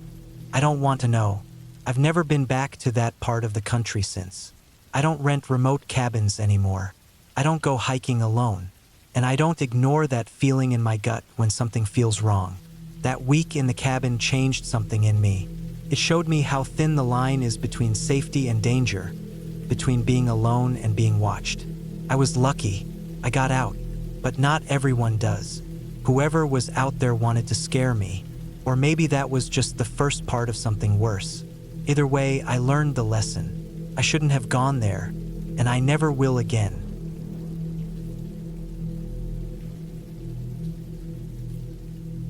It had been a long drive up the mountain. I remember the road twisting and turning, narrow and sometimes barely wide enough for my truck to pass through. I was used to being alone in places like this. It was part of the appeal, the isolation, the escape from everything that tied me down. But something felt different this time, as if the weight of the silence pressed down on me with a new kind of intensity. It wasn't the kind of place you'd visit for fun. It was a place to be alone, to think, to forget. I had rented a small cabin up near the peak of a mountain. It was the sort of place that promised peace and solitude. It had no internet, no cell service, and the nearest neighbor was miles away. It was a perfect retreat for anyone who wanted to get away from the noise of the world. The cabin itself was old, with wooden beams creaking under the pressure of time, but it was cozy. There was a fire pit out front, a small porch with a couple of chairs, and a small shed out back. I didn't mind the age of the place. It had character, the kind of character that made you feel like you were stepping into a story. The sun was beginning to dip below the horizon when I pulled up to the cabin. The air was thin and cold, the kind of crispness that settles in your lungs and makes every breath feel like you're inhaling the sharp edge of winter. I parked in front of the cabin, cut the engine, and just sat there for a moment, listening. There were no sounds beyond the occasional rustle of wind in the trees. No distant hum of traffic, no voices, no distractions. Just the steady rhythm of the wilderness. I unloaded my bags, took the keys from the lockbox, and made my way inside. The inside of the cabin smelled faintly of wood and something earthy, a scent that seemed to cling to the walls and furniture. The space was small but comfortable. There was a fireplace along one wall, a couch facing it, a small dining table near the window, and a kitchen tucked in the corner. It had all the basic amenities, though it was clear that it hadn't been updated in quite some time. I didn't mind. Everything felt like it had been frozen in time, untouched by the fast pace of the modern world. As I unpacked, I started to notice small things that stood out. A patch of wallpaper peeling in the corner of the room, a creaky floorboard here and there, and a faint smell of something that I couldn't quite place. Something old. But it wasn't unpleasant, just different. The cabin had its own personality, and I could tell that it had seen plenty of people come and go over the years. I figured it was probably just my imagination, the isolation making me more attuned to the little things. Night fell quickly, and soon the outside world was swallowed by darkness. The cabin seemed to grow quieter, more enclosed. I lit a fire in the fireplace, the crackling sound filling the space as I settled onto the couch. the warmth of the flames dancing across the walls. The light from the fire flickered and created odd shadows that seemed to shift just beyond my line of sight. It was calming at first, but after a while, the stillness of the room became oppressive, like the silence was pressing in from all sides. I got up and walked to the window, peering out into the dark. The trees outside were tall and dense, blocking any view of the stars. There was a sense of being cut off from everything, the feeling that I was alone in a world of shadows. I closed the curtains, trying to shake the unease that had begun to settle in my chest. I ate a simple dinner of canned soup and crackers, then settled in with a book. Time seemed to stretch out slowly, the hours passing with little more than the flickering of the fire and the occasional shift in the wind. It was around 10 p.m. when I first heard it. A knock, light, almost hesitant, but definitely there. I froze. My heart skipped a beat, and I immediately went still. I hadn't heard a car. No headlights had swept across the driveway. No footsteps had crunched in the gravel. It was just the knock, soft, barely perceptible, but enough to make my skin prickle. I got up slowly, heart hammering in my chest, and moved toward the door. I peered through the peephole but saw nothing. The porch outside was empty, as it should have been. I stood there for a moment, the hairs on the back of my neck rising. The knock had been too deliberate to ignore, but there was nothing there. My first thought was that I had imagined it, but when I turned around to go back inside, I heard it again, this time louder, more insistent. A quick rap on the door, followed by the unmistakable sound of footsteps moving away. My pulse quickened. I felt a cold shiver run down my spine. Who could it be? Was someone just messing with me? I told myself it was probably nothing, just some kids playing a prank, but I couldn't shake the sense of dread that had settled over me. I waited in silence, listening intently for any further sounds, but nothing came. I didn't open the door. I stayed inside, the fire flickering weakly in the hearth, trying to ignore the growing knot of anxiety in my stomach. I checked the locks again, double-checking everything just to be sure. The cabin felt eerily quiet now, like the world outside had gone still, waiting for something. The night stretched on, and I eventually fell into a restless sleep, but the knocking, soft, deliberate, lingered in the back of my mind. I woke several times, disoriented, convinced I had heard something. The shadows seemed to grow deeper with every hour, and every sound, no matter how small, made my skin crawl. It wasn't until the next morning, when the sun broke over the mountains and the world outside began to fill with light, that I felt like I could breathe again. The forest, bathed in sunlight, seemed peaceful. Birds sang from the trees, and the wind whispered through the leaves. But that night still haunted me. I couldn't explain it, couldn't shake the feeling that something wasn't right. I spent the day doing what I had come for, walking through the woods, getting some fresh air, trying to clear my mind. I found a small creek nearby, the sound of water flowing over rocks soothing, and sat there for a while, staring at the trees. The place had a calming effect, but the sense of being watched lingered. I couldn't explain it, but I felt like I wasn't truly alone. As evening approached, I made my way back to the cabin, the cold creeping back into the air. The sun was setting, casting long shadows across the landscape. I made myself dinner and sat in front of the fire, trying to push away the unease that had been with me since the night before. Then I heard it again. A knock, soft, almost imperceptible, but there. My heart dropped. This time, I didn't hesitate. I grabbed the nearest thing I could find, a small kitchen knife, and crept toward the door.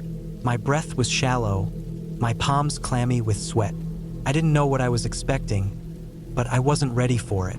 I peered through the peephole again, but there was nothing, just the empty porch.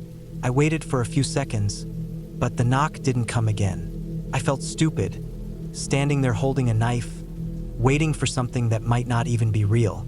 But the feeling of unease wouldn't go away. It had been creeping under my skin since last night, and now it was back in full force. I decided to leave the cabin for a while. I grabbed my jacket and stepped outside, my feet crunching on the gravel as I made my way down the path. I didn't have a destination, just needed to get away from the cabin for a bit. I walked for what felt like hours, the dark forest swallowing the light, until the feeling of being watched intensified again. I turned around, convinced I was being followed, but the path behind me was empty. I finally made my way back to the cabin, my nerves frayed. I locked the door behind me and sat down in front of the fire.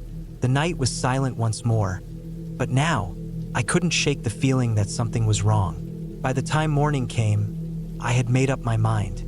I wasn't staying another night in that cabin. The sense of unease, the strange knock, the feeling of being watched, it was all too much. I packed my things quickly, throwing everything into my bag, ready to leave as soon as possible. Just as I was about to pull out of the driveway, I saw something on the ground near the porch, a small, folded piece of paper. I picked it up, my hands shaking. It wasn't a note. It was a map, hand-drawn, with an X marking a spot deep in the woods. I stared at it for a moment, my heart racing. It wasn't a prank. It wasn't a mistake. Whoever had been knocking on my door was still out there.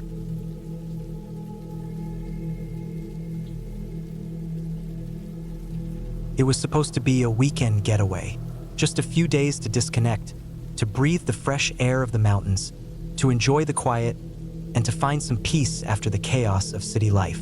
The cabin I had rented was in a secluded spot, nestled deep in a forest, miles away from the nearest neighbor. I was looking forward to the silence, the solitude, and the chance to clear my head. But what I hadn't expected was the fear. The road that led to the cabin wasn't paved, just a dirt trail that wound its way through trees and over rocky patches. The GPS had said it would take about 2 hours to reach the cabin, but it ended up taking longer. I didn't mind. The isolation was part of the charm. The further I drove, the more the outside world seemed to fade away. There was no phone signal, no other cars, nothing but the occasional chirp of birds and the rustle of the wind through the leaves. When I finally arrived, it was late afternoon. The cabin stood alone at the edge of a clearing, surrounded by thick woods. It wasn't particularly large, just a small, rustic structure with a wooden porch, a steep roof, and a chimney that looked like it hadn't been used in years. The place had charm, but there was something about it that felt off. Not in a supernatural way, but in a way that made my instincts tug at me. It felt abandoned, like it hadn't seen a visitor in a long time. I shook off the unease and grabbed my bags from the car. I had to admit the setting was stunning. The forest stretched on forever, a sea of trees with the sun casting long shadows across the ground. The air was crisp, almost too cool for a late summer evening, but it smelled fresh, like pine and earth. I set down my bags, unlocked the cabin door, and stepped inside. The inside was simple, old-fashioned, but clean. The wooden floors creaked beneath my feet, and there was a stone fireplace that looked like it hadn't been used in years. The furniture was mismatched, but comfortable enough. The cabin had everything I needed: a small kitchen, a table, a bed. I didn't need much more. After settling in, I decided to head out for a short hike before it got dark. There was a trail leading into the woods just behind the cabin, and I figured I could stretch my legs and get a feel for the area. The trail started off easy, the ground soft beneath my boots, the trees standing tall on either side. There was something peaceful about being out here, the world so far removed from everything I knew. As I walked, I couldn't help but notice how quiet it was. Too quiet. The usual sounds of animals, insects, and the breeze weren't there. It wasn't unsettling at first, but the longer I walked, the more it started to feel strange. I continued on, following the trail as it sloped down into a small ravine. The trees thickened, blocking out more light, and the temperature dropped a few degrees. I paused for a moment, trying to shake the feeling that something was wrong. There was no particular reason for it. Everything looked fine. Nothing out of the ordinary, just a quiet forest. But I had the distinct sense that I wasn't alone. I turned back after a while, deciding that I'd seen enough of the woods for the moment. As I retraced my steps, I heard a faint rustling in the underbrush. At first, I thought it was just an animal, maybe a deer or a squirrel. But then it stopped, and I stood still for a moment, listening. The silence returned, thick and heavy, like the forest itself was holding its breath. I shook my head, trying to push away the growing unease. I was being paranoid. I was alone out here, yes, but I'd come to enjoy the isolation. I could handle a little quiet, but the hairs on the back of my neck stood up, and I quickened my pace. By the time I reached the cabin again, the sun was just starting to dip behind the trees, casting long shadows across the clearing. That night, I lit a fire in the hearth, made a quick dinner, and settled into the cabin. The walls were thin, and I could hear the wind howling outside. The fire crackled in the fireplace, the warmth spreading through the room, but there was an odd tension in the air. I tried to ignore it, telling myself it was just the isolation getting to me. It was easy to let my mind wander in the quiet, to imagine all sorts of things that weren't there. I had planned to enjoy the solitude, but as the night wore on, I found myself growing more and more uneasy. The house was too quiet. Even with the fire crackling, the only sounds I could hear were the occasional pop and hiss of the burning wood and the distant sound of the wind. It was unnatural. The silence felt like it was pressing in on me, like the cabin itself was holding its breath, waiting. I didn't sleep well that night. Every creak of the floorboards, every gust of wind outside, made me jump. I kept imagining I heard footsteps outside the cabin, or something scraping against the wood. But when I checked, there was nothing there. Still, the feeling didn't go away. It gnawed at me all night, keeping me awake and on edge. The next day, I decided to head into town. I wasn't sure why. I just felt the need to get out of the cabin. The drive back down the dirt road was bumpy, but at least it gave me something to focus on. When I finally reached the small town, I stopped at a local store to pick up some supplies. It was a tiny place, just a small shop with a few shelves of canned goods and snacks. The elderly woman behind the counter looked at me as I walked in, but she didn't say anything. I didn't stay long, just grabbed what I needed and left. On the way back to the cabin, I couldn't shake the feeling that something wasn't right. The road was still as empty as before, and the forest seemed even quieter than the day before.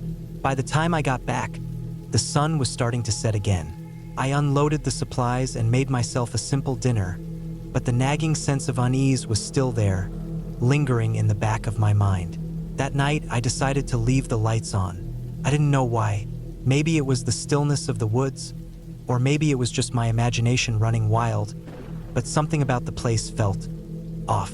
I tried to tell myself it was just the isolation getting to me, but deep down, I knew there was something more.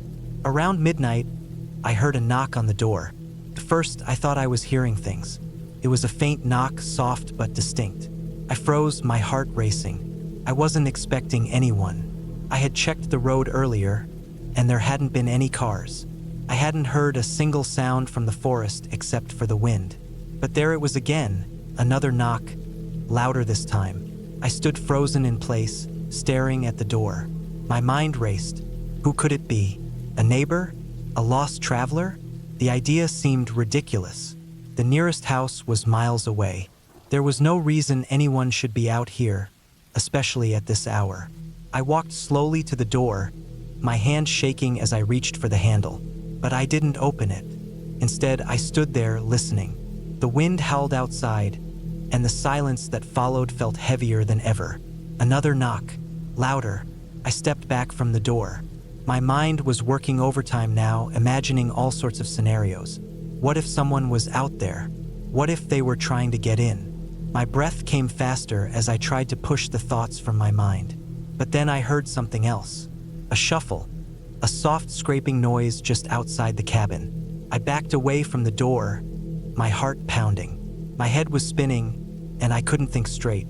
I needed to make sure the door was locked, the window secured. I didn't know what to do. The knock had stopped, but I didn't feel safe.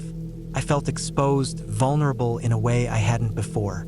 I spent the rest of the night sitting by the fire, watching the door, listening for any sound that might break the silence.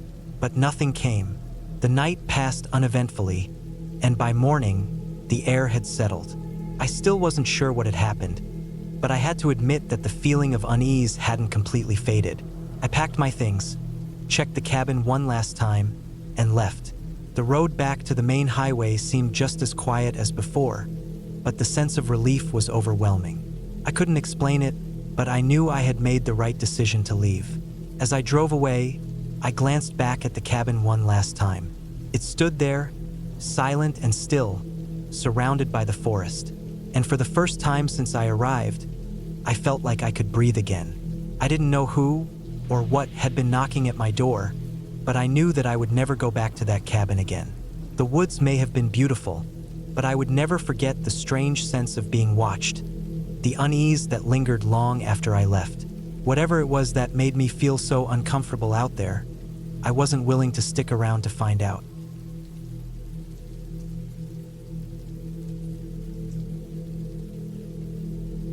I'd been needing a break for a while, away from the noise, the messages, the people. I was burned out and just wanted to be somewhere I could sit quietly and let time move on its own.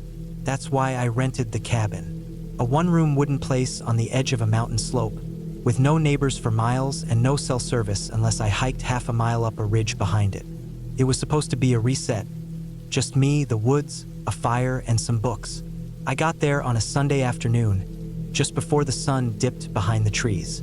The cabin sat off a narrow gravel road that wound up the side of a mountain like it was unsure where it wanted to go. It wasn't much, just an old wooden structure with a slanted tin roof, a small front porch with a bench, and a single door in the front that stuck when I pushed it open. The lock was old too, the kind with a long brass key that scratched in the keyhole before clicking open. Inside, the place was as simple as I expected. A small wood stove in one corner, a low bed with a rough wool blanket tucked over it, a table, 2 chairs, a shelf with a few mismatched dishes and old pots. There was a small kitchenette with a propane burner and a jug for drinking water. No electricity, but the owner had left a few lanterns and enough firewood stacked along the back wall to last through a few cold nights. There was also an outhouse about 50 feet out back, halfway down a little dirt path lined with old pine needles. The first night was cold, but not uncomfortable. I lit a fire, read for a bit, ate a can of chili, and let my mind empty out. No cars, no voices, no buzzing phone. Just wind moving through the trees and the occasional crack of wood settling in the stove. I fell asleep fast and deep. It was on the second morning that I noticed something odd. I had left my hiking boots by the door when I went to bed. I remembered that clearly, but when I woke up, they weren't there. I found them sitting on the front porch, just barely dusted with frost. At first I thought maybe I had put them there and forgotten. Maybe I'd stepped out to use the outhouse and left them outside. But that didn't make sense. They weren't wet inside, and it hadn't snowed or rained. Still, it wasn't enough to worry me. I told myself I'd probably been more tired than I thought. I spent the day hiking around the area, marking trees with orange tape so I wouldn't lose my way. I didn't go far, just enough to get a sense of the land. Dense forest, steep hills, and silence thick enough to press on your ears. I saw no signs of other people. No campsites, no tire tracks, no wrappers or litter. It was just me and the trees. That night, I cooked pasta over the burner and ate by the light of a lantern. When I went to bed, I made a mental note. Boots beside the door, not outside. I even nudged them neatly against the wall with my toe, double-checked before lying down, and pulled the blanket over me. The next morning, the boots were gone. I stared at the spot where they should have been. For a few seconds, I thought maybe I was dreaming. Then I saw them again, this time on the path leading to the outhouse. About 10 feet down it, like someone had walked off in them and changed their mind. I just stood there. Nothing else had been touched in the cabin. The door had still been locked. The windows were latched. I checked the stove, the lantern, the bag of food I'd hung up from the ceiling on a rope to keep mice out. Everything else was exactly the same. My hands were shaking a little when I bent to grab the boots. I looked at the ground around them. Pine needles, scattered leaves, some rocks. No clear prints. The ground was too dry, the pine layer too thick. But the boots had clearly been moved. It wasn't the wind. It wasn't animals. They weren't scuffed or chewed. They were fine, just not where I left them. I tried to rationalize it again. Maybe I sleepwalked. Maybe I'd had a weird dream and got up without remembering. I went about my day, but my chest felt tight and I couldn't stop glancing over my shoulder. Every rustle in the woods sounded like footsteps. Every flicker of shadow near the trees made me pause. That night, I didn't sleep well. I left the lantern burning and my flashlight within reach. I pushed the table in front of the door, more out of instinct than logic. I even tied a bit of fishing line from the door handle to my wrist so I'd wake up if someone came in. I didn't know what I was expecting. Maybe nothing, maybe something, but nothing happened that night. I woke up with the line still on my wrist, the boots still beside the bed, everything untouched. I told myself I was being paranoid. That helped for a few hours. That afternoon, I decided to do a full sweep of the area around the cabin. I circled the entire clearing, checked the edges of the forest, even walked down the gravel road for about half a mile. No footprints, no tire tracks, no garbage, just trees and silence. Then I found something that made my stomach knot. On the far side of the clearing, behind a moss-covered stump, I found a pile of small bones. Clean, white, and carefully stacked. Too clean. There were maybe a dozen of them, ribs, little vertebrae, something that looked like a bird skull. But what got me was how deliberate it looked, like someone had arranged them. I turned back to the cabin fast. I kept telling myself it could have been an animal. Fox, maybe, or a hawk. But deep down, it didn't feel right. The bones had been placed too neatly. They hadn't just dropped there. They'd been arranged. That night, I barely slept at all. Every time the fire cracked or the wind moved a branch against the wall, I jerked awake. My mouth felt dry. My eyes burned. Around midnight, I thought I heard a soft scrape against the back wall, like something dragging along the wood. I sat up in bed and held my breath. The sound didn't come again, but I didn't sleep after that. By the fifth day, I knew something was wrong. I wasn't imagining it. Things in the cabin had been moved, small things, but I noticed. A spoon placed handle side up instead of down. My book turned to the wrong page. A nail on the wall. I'd hung my jacket on bent slightly, like someone had pulled on it. I'd wake up and feel this wave of dread before I even opened my eyes. I stopped going on hikes. I stayed close, chopping wood just to make noise. I started keeping the hatchet beside me, even inside the cabin. Every time I stepped out to use the outhouse, I scanned the tree line, waiting to see movement. I started having the sense that someone was watching me, just out of sight, just past the trees. On the sixth day, I found footprints. Not mine. They were behind the cabin, near the firewood stack. A pair of them, barely visible, pressed into the soft layer of pine mulch near the edge of the trees.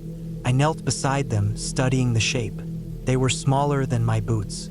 No tread, just smooth-soled.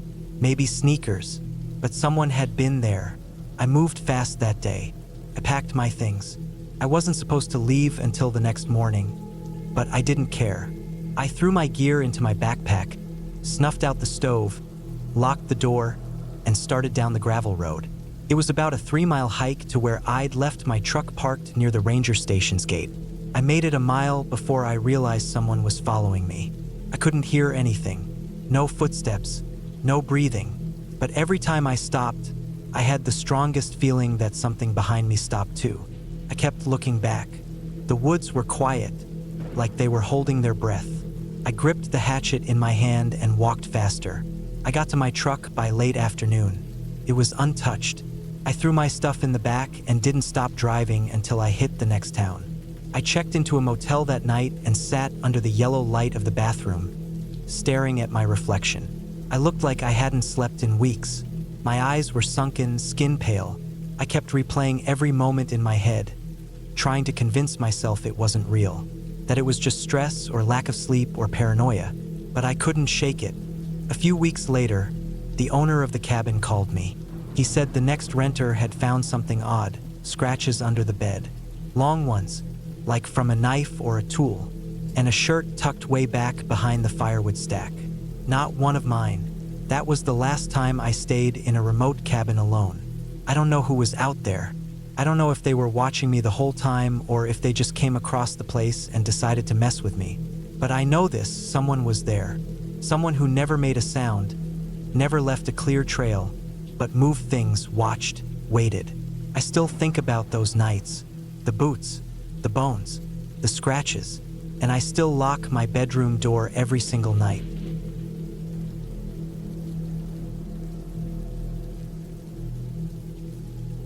It was supposed to be a simple weekend getaway, a break from the routine, a weekend to disconnect from the busy city life and reconnect with nature. My husband, Brian, and I had been planning it for weeks. We'd found a cabin on a remote patch of forest land, far enough from civilization to feel like a true escape. The photos online showed a rustic little cabin, surrounded by tall trees and an untouched wilderness. Just what we needed. We arrived late on a Friday evening, just as the sun was dipping below the horizon. The air had a crisp bite to it, fresh and cool. The drive had been long, but the winding road leading to the cabin felt more like an adventure than a nuisance. The last few miles were on a gravel road, barely wide enough for 2 cars to pass. As we turned onto the small, unmarked path that led deeper into the woods, I could feel the tension of the city life slipping away. The cabin stood at the end of the path, nestled against the dense trees. It looked exactly as it had in the photos. Wooden exterior, a small porch, and a chimney poking out from the roof. It was old, but charming. Nothing seemed out of place. I felt a sense of peace as I stepped out of the car, stretching my legs after the long drive. The first night went smoothly. We unpacked the car, got a fire going in the fireplace, and settled in for a quiet evening. The cabin was equipped with everything we needed, though it was far from luxurious. The smell of pine and wood smoke filled the air as we ate dinner. The crackling fire, our only source of light, felt peaceful, but something in the air was off. It wasn't anything I could point to exactly, just a feeling that settled in the back of my mind. The next morning, I woke early. The sun had just begun to rise, casting pale light through the windows. The air outside was damp, and the forest was quiet. I stepped out onto the porch, wrapping a blanket around my shoulders to ward off the chill. It was stunningly beautiful, the kind of scenery you see on postcards.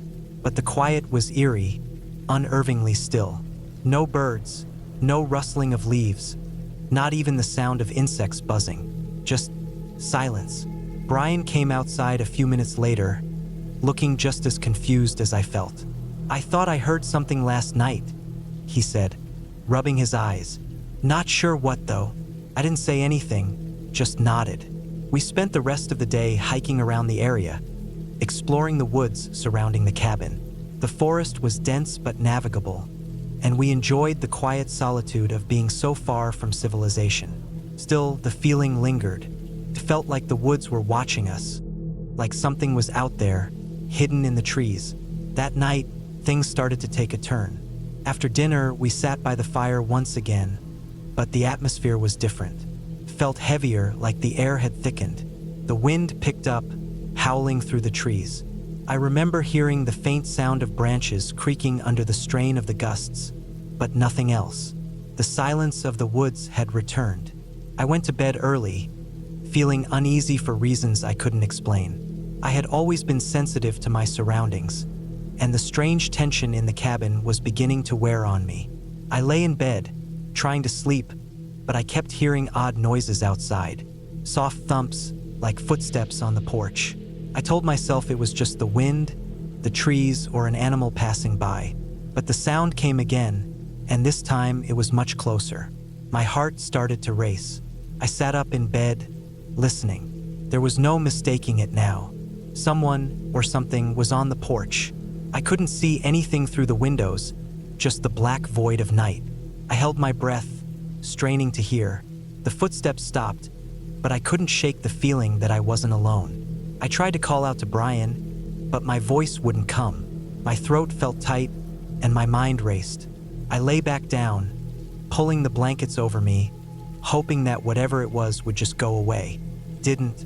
It lingered for what felt like hours, and I couldn't bring myself to open the door or even look out the window. Finally, I drifted into a restless sleep, but I woke again in the middle of the night, feeling a cold draft across my face. The window was slightly cracked open. I was sure I had closed it before bed.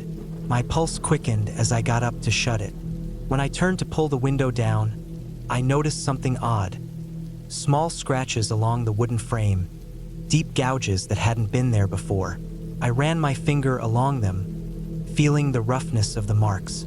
My stomach sank. Someone or something had been outside, clawing at the cabin.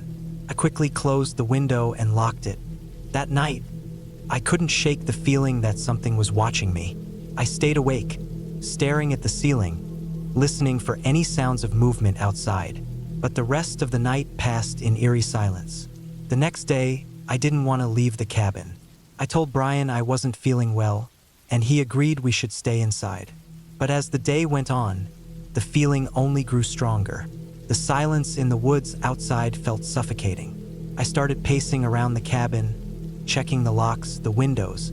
Everything seemed fine, but the air had become thick with something I couldn't explain. By the time night fell again, I had had enough. I decided I needed to leave. It wasn't just the noises or the strange marks on the window. It was the sense that something was wrong, something I couldn't understand. Brian wasn't happy about leaving early, but I insisted. I packed our bags quickly, feeling a sense of urgency that I couldn't ignore. As we loaded the car, I glanced back at the cabin, my heart hammering in my chest. I had the strangest feeling that the cabin was alive, watching me, as if it didn't want me to leave. The wind had died down, and the forest had become unnervingly quiet again. We didn't look back as we drove away, the road stretching out before us. The further we got from the cabin, the lighter I felt. I don't know what it was, the cabin, the woods, or something else, but I knew I wasn't going back.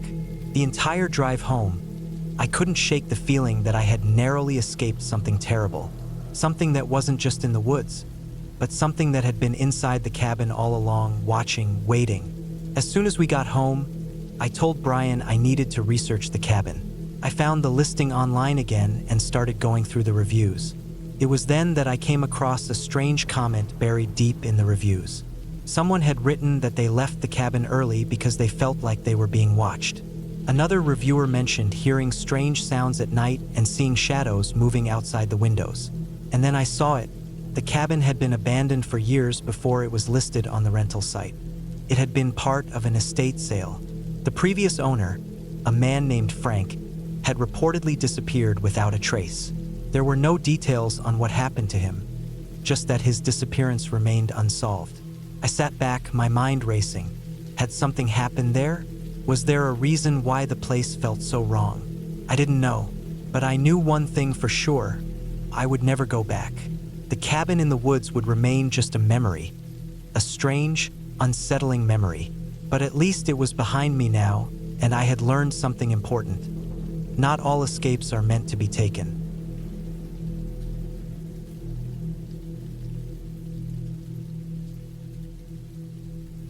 It was the kind of trip you never really expect to go wrong. A simple getaway, a cabin in the woods, some much-needed peace. That was what I thought it would be.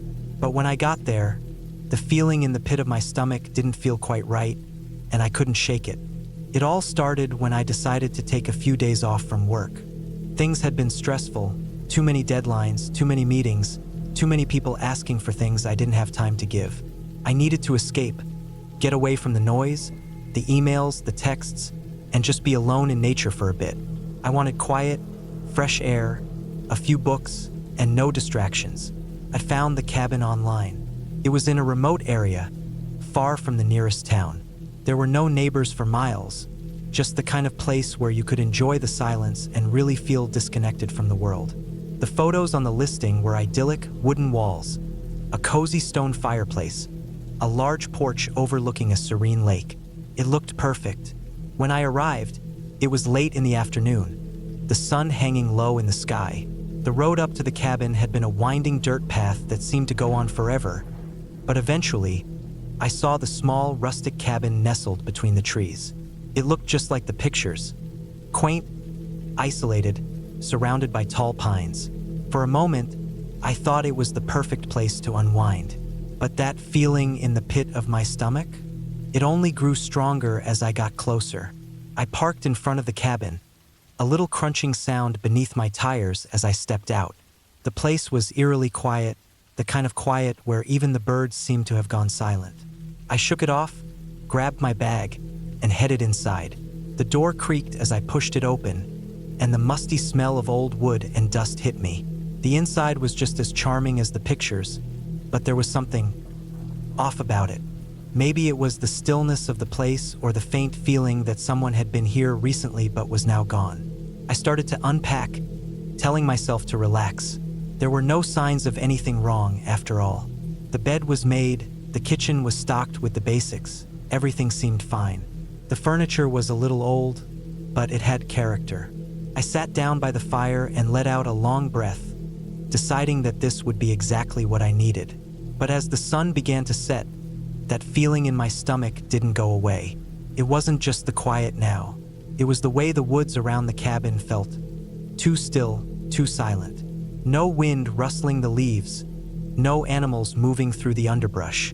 Just an oppressive kind of stillness that made me feel like I was being watched. I tried to ignore it and made myself some dinner, lighting the fire in the stone hearth. The flames crackled, casting dancing shadows on the walls. The warmth from the fire made the cabin feel cozier, and for a moment, I thought maybe I was overthinking things. I ate, read a bit, and tried to settle into the evening. But as the night went on, things started to get weirder. At first, I thought I just wasn't used to the darkness. The cabin had no electricity, only lamps powered by old-fashioned oil, which cast a dim light. The shadows seemed to stretch further than they should. When I went to bed, I found it hard to sleep. The creaking of the wood beneath me seemed louder than usual, and every now and then, I thought I heard something outside the window. Footsteps, maybe, or the rustling of branches. I told myself it was nothing, that I was just being paranoid. It wasn't until I woke up in the middle of the night that I realized something wasn't right. I'd been asleep for a few hours when I suddenly woke with a jolt. I wasn't sure why, but my senses were on high alert. The room was pitch black, and I could hear nothing. No sounds of the wind or any creatures outside. I reached for the oil lamp on the nightstand and lit it, the flickering flame casting a soft, warm glow around the room. That's when I noticed it. The window, there was something outside it. A shadow. It was moving, but in a way that didn't make sense. It wasn't a person, it wasn't an animal. It was just a shape, drifting, almost like it was gliding just outside the glass. I stared at it for what felt like a long time, my breath catching in my throat. My mind raced. Could it be someone else out there? Had someone found the cabin? I waited, motionless, listening for any sound, but there was nothing. No footsteps. No branches snapping. Just the heavy silence. The shadow didn't move. It just lingered, as if it were waiting for something. After what felt like an eternity, I gathered the courage to approach the window. My legs were shaky, my pulse pounding in my ears, but I had to know. Slowly, I pulled back the heavy curtains and peeked outside. There was nothing there. The clearing was empty. The dark forest stretched out, still and quiet. I let out a sigh of relief, my heart still racing. It had just been my mind playing tricks on me. But the feeling that had been with me all day, the one I couldn't shake, was still there. It hadn't gone away. I didn't sleep much after that. The next morning, the woods were still quiet. The sun had risen, but the air felt damp and heavy, the fog hanging low to the ground. It seemed like the perfect time for a walk, so I grabbed my jacket and went outside. The fresh morning air should have felt refreshing, but it didn't. There was no sound in the trees, no birds chirping, no rustle of small creatures in the underbrush, just that eerie silence. I walked down the dirt path that led away from the cabin, hoping the exercise would clear my mind.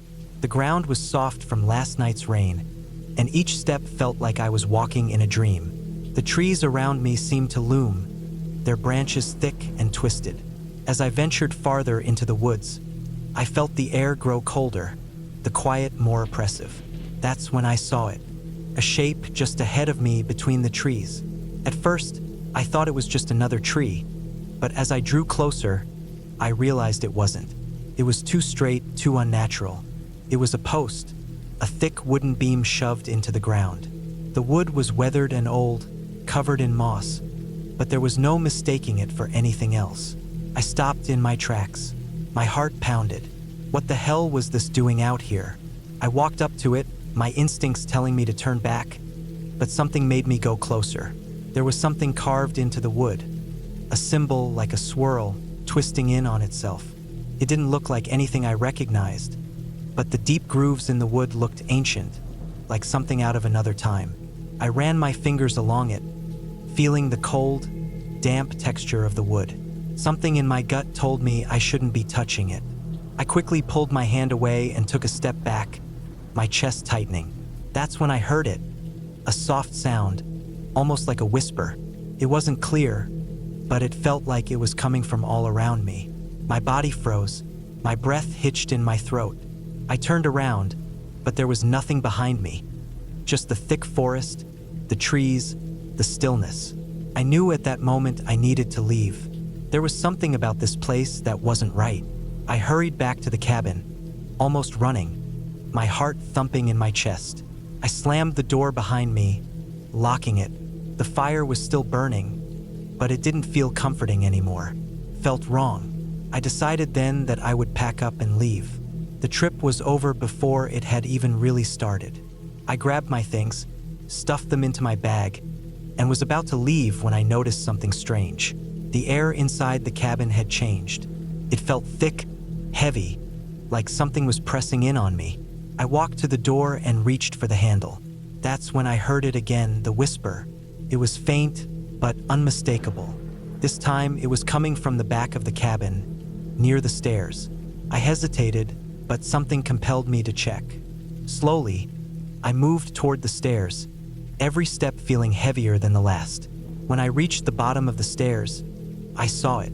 There, lying on the floor, was a small, folded piece of paper.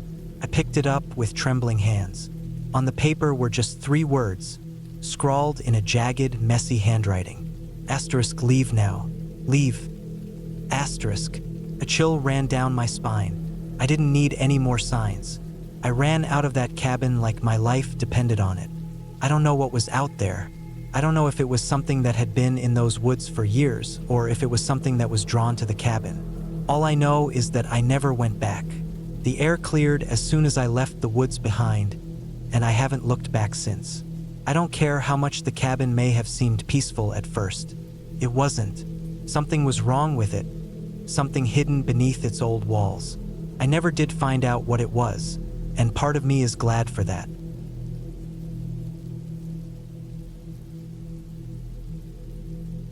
It was supposed to be a peaceful weekend, just me, the cabin, and the woods surrounding it. I had been looking forward to it for weeks, craving the quiet and isolation. There's something about being far from people that clears your mind. No noise, no distractions, just you and the natural world. I'd rented a small cabin off the beaten path, a place I'd never been before. It wasn't luxurious, but it wasn't meant to be. It was simple, a bit rustic, with an old wooden porch, a wood stove, and a single room for sleeping. The kind of place where you could disconnect entirely. I arrived on a Friday afternoon, the air already cool with the promise of fall, though it was still early September. The drive had been long, with narrow, winding roads that seemed to go on forever. My phone had no signal out here, which was fine with me. I didn't want to be bothered by calls or messages. The only sound I expected was the wind rustling through the trees and the occasional chirp of crickets. The cabin stood at the edge of a thick forest. The trees were tall and close together, their trunks thick with age. They towered over the cabin like silent sentinels.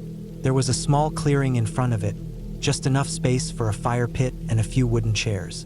Beyond that, the forest stretched endlessly, untouched and wild. After unloading my car, I took a deep breath, inhaling the crisp air. There was something refreshing about it, clean, earthy, almost intoxicating. I could already feel the tension in my shoulders begin to melt away. I walked around the cabin, admiring the quiet. The porch was made of old, weathered wood, and there was a rocking chair that creaked under my weight as I tested it. Inside, the cabin was cozy, albeit bare. A small kitchen nook to the left, a couple of armchairs by the wood stove, and a bed with a quilt that looked like it had seen better days. There was no electricity, but there were plenty of candles scattered around the room. It wasn't a place for luxury, but for solitude, it was perfect. As I settled in, I tried to ignore the creeping feeling of unease that had started to gnaw at me. It wasn't anything specific, just a feeling. I didn't want to overthink it. It was just the unfamiliarity, I reasoned. The silence. But no matter how many times I tried to convince myself, that feeling wouldn't go away. The evening came quickly. I spent the next couple of hours reading a book I'd brought along, the only source of light being the glow of a couple of candles on the table. The forest outside seemed to deepen as night fell. The wind picked up, making the trees sway, their limbs creaking in protest. The sound of the leaves rustling was loud enough to fill the silence, almost as if the woods were whispering something to me. When the sun finally dipped below the horizon, I felt a sudden urge to go outside. The air was cooler now, with the sky turning from soft orange to deep blue. I grabbed a jacket and stepped out onto the porch, inhaling deeply. The stars were brighter than I'd ever seen, unhindered by city lights. The moon, half full, hung low in the sky, casting pale light over the forest. It was beautiful. It should have been peaceful, but it wasn't. As I looked out over the clearing, something caught my eye, movement in the trees. I blinked, staring hard into the shadows. At first, I thought it was just the wind, making the branches sway. But no, it was too deliberate. Something or someone was moving through the forest. It was faint, barely visible, but it was there. My heart began to beat faster, and I felt a cold chill creep down my spine. I shook my head. I was being paranoid. It was probably just an animal, some deer, or maybe a raccoon. There was no need to freak out, but that feeling in my chest didn't go away. I decided to go back inside. I locked the door behind me, even though I didn't think anyone would come out here. There was no one for miles. The nearest town was an hour away. Still, I felt better with the door locked. The night passed quietly. I spent it by the fire, reading and occasionally glancing out the window. Nothing more. The movement I'd seen earlier didn't repeat itself, and the forest seemed to settle into its usual rhythm. Around midnight, I finally decided to turn in. The bed was comfortable enough, though the old wooden floors creaked whenever I shifted. I tried to ignore it, but sleep didn't come easily. Every little noise from outside seemed amplified in the silence. The wind, the shifting branches, the occasional snap of a twig in the woods. I tossed and turned for what felt like hours, but eventually, I managed to drift off to sleep.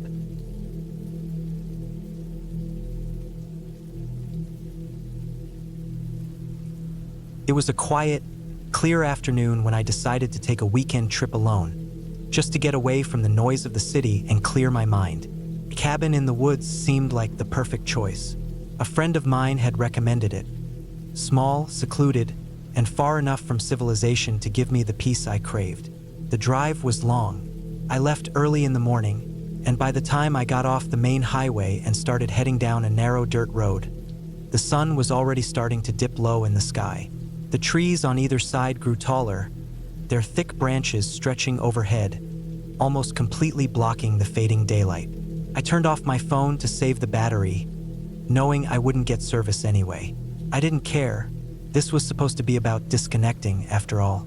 After a half hour of winding through the forest, I finally saw the cabin up ahead. It was small, made of weathered wood that looked like it had been standing for decades. A stone chimney poked out from the roof, and there were a few windows that seemed to reflect the dying light of the sun. I parked my car beside the cabin and sat there for a moment, staring at the place. It looked exactly how I imagined. Peaceful, remote, and untouched by the world. The key was waiting for me under the doormat, just like my friend said it would be. I unlocked the door and stepped inside. The air was cool and smelled faintly of wood and pine. The floorboards creaked as I moved further into the cabin, and I could hear the distant rustling of leaves outside. The place was small but cozy, with a stone fireplace taking up most of one wall. There was a kitchen in the corner, a small table with a couple of chairs, and a simple bed in the corner of the room. A single lamp on a small side table provided the only light. I unpacked my things, set my bag on the bed, and sat down on the couch, trying to take in the calm of the place. The world felt miles away. After a few minutes, I heard a distant rustling noise outside, but I shrugged it off, assuming it was just the wind or some animal passing through. The cabin was far from the main road, so it didn't seem likely anyone else would be out here. but something about the stillness of the forest unnerved me a little. I tried to shake off the unease and decided to make a fire. I piled some logs into the fireplace, struck a match, and watched as the flames quickly grew, casting dancing shadows around the room. The warmth was comforting, and I allowed myself to relax. I didn't come here to be afraid. I came here to rest. The first night passed without incident.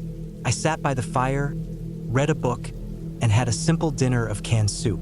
I felt good, tired in a way that only comes from being outdoors. Eventually, I turned off the lamp, laid down in bed, and drifted off to sleep. But then came the dreams. I woke up in the middle of the night, sweating, my heart pounding. The dream was so vivid that I couldn't shake it. In it, I was walking through the forest, the trees surrounding me in a thick, oppressive mass. There was no sound, no birds or animals, just an overwhelming silence that felt wrong. I kept walking, as though something was guiding me, pulling me deeper into the woods. And then I saw it, a figure standing just beyond the trees. It was hard to make out, but I knew it was watching me. I woke up with a start, my breathing shallow, my body tense. I lay there for a while, listening to the creaks of the cabin and the faint crackling of the fire in the other room. I tried to tell myself it was just a dream, nothing more, but the feeling lingered, the unease crawling beneath my skin. The next morning, I woke early. The cabin was quiet, too quiet. The forest outside was still, and the morning fog hung heavy in the air, making the trees look like shadows stretching into the distance. I decided to go for a walk, needing to clear my head after the disturbing dream. I put on my jacket, grabbed my keys, and stepped outside.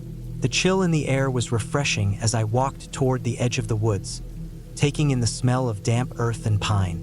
The forest was beautiful in its isolation, but something felt off. It wasn't just the dream anymore. It was the way the trees stood so still, the way the birds were absent from the sky.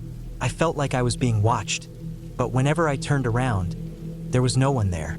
I wandered for a while, trying to convince myself that it was nothing. I reached a small creek that ran through the forest, and the sound of running water helped calm my nerves. I squatted down to take a closer look at the water, the coolness of the stones beneath my fingers grounding me. But then, just as I stood up, I heard something, a snap of a twig, followed by a soft rustling. I froze. My heart began to race again. I looked around, scanning the trees, but saw nothing. The noise had come from behind me, deeper into the woods. The unease grew into a cold knot in my stomach. I should have turned around right then and gone back to the cabin, but curiosity kept me rooted to the spot. What was that? I took a cautious step forward, then another, moving toward the noise. The forest was eerily silent again, the only sound the soft crunch of leaves beneath my boots. I pushed through the brush, my senses heightened, expecting at any moment to see someone or something appear in front of me. But no one did. I finally reached a small clearing, and in the center of it stood a decayed structure, a shed or a barn, though it was barely standing. The wood was rotting, and vines had crawled up its sides, but it seemed completely out of place in the middle of the forest. I couldn't imagine anyone using it, and it looked like it hadn't been touched in years. I moved closer, drawn to it by an instinct I couldn't explain. As I got nearer, I noticed something strange. There was a faint smell of something decaying. Not the usual earthy smell of the forest, but something unnatural, like dead wood or something worse. I was about to turn around and leave when I saw it. A shape near the corner of the shed, half hidden by shadows. At first, I thought it was just debris, but then I saw it move. I froze. My heart skipped a beat. Whatever it was large, and it wasn't an animal. It seemed to be hunched over, almost human-shaped, but its movements were unnatural. I couldn't tell if it was aware of me or not, but I had no intention of finding out. Without thinking, I turned and ran. I didn't look back as I sprinted through the woods, branches slapping at my face and feet stumbling over uneven ground. All I could hear was the pounding of my heart, the rush of blood in my ears. I didn't stop until I was back at the cabin, breathless and shaking, the cabin doors slamming behind me. I locked the door, tried to steady my hands, and went over what had just happened. What had I seen? Person? An animal? I couldn't make sense of it, and that terrified me more than anything. I'd been in the woods before, but nothing had ever felt this wrong. I sat down by the fire, tried to calm myself, but every crackle from the flames made me jump. I didn't want to go back outside. I didn't even want to sleep, but I had to. The hours stretched on. I tried to convince myself it had been a trick of the light, that my mind had played a cruel joke on me. But the feeling didn't go away. The forest outside felt suffocating, and I could no longer pretend that I wasn't being watched. That night, I stayed awake, staring into the fire. The shadows flickered around me, dancing on the walls, and the wind howled outside, making the cabin creak and groan. But I didn't sleep. The next day, I packed up. I wasn't staying another night. I couldn't shake the feeling that something was out there, something that didn't want me here. As I drove away from the cabin, I glanced in the rearview mirror one last time, and I thought I saw something moving among the trees. But when I turned to look, it was gone. I never went back to that cabin. It still haunts me, that feeling of being watched, like something was just beyond the trees, waiting. I don't know what it was. I don't know if I'll ever know. But one thing is certain. I'll never forget that eerie quiet, the unnatural stillness of the woods, and the figure in the shadows.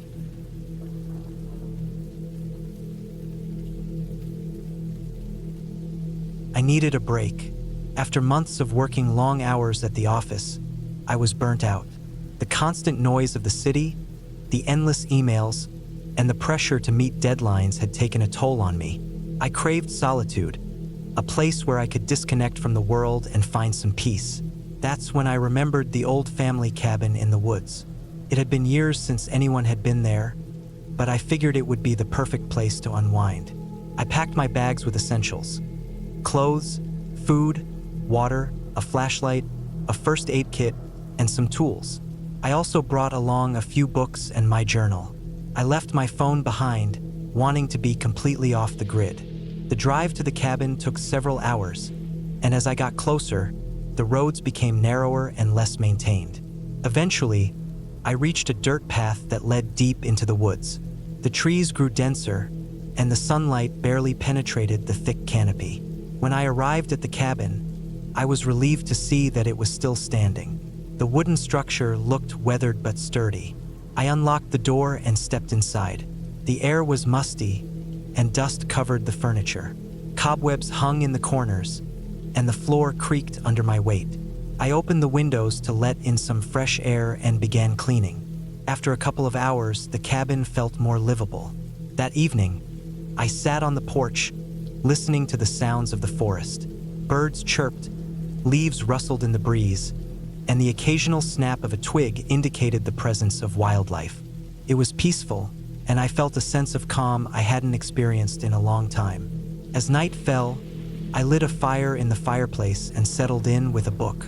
The warmth of the fire and the silence of the woods lulled me into a deep sleep. I woke up in the middle of the night to a strange noise. It sounded like footsteps outside the cabin. I sat up, heart pounding, and listened intently. The footsteps were slow and deliberate, crunching leaves and twigs underfoot. I grabbed the flashlight and cautiously approached the window. Shining the light outside, I saw nothing but darkness. The footsteps had stopped. I waited for a while, but there was no further sound. Convincing myself it was probably an animal, I went back to bed. The next morning, I decided to explore the area around the cabin. The forest was dense, with tall trees and thick underbrush.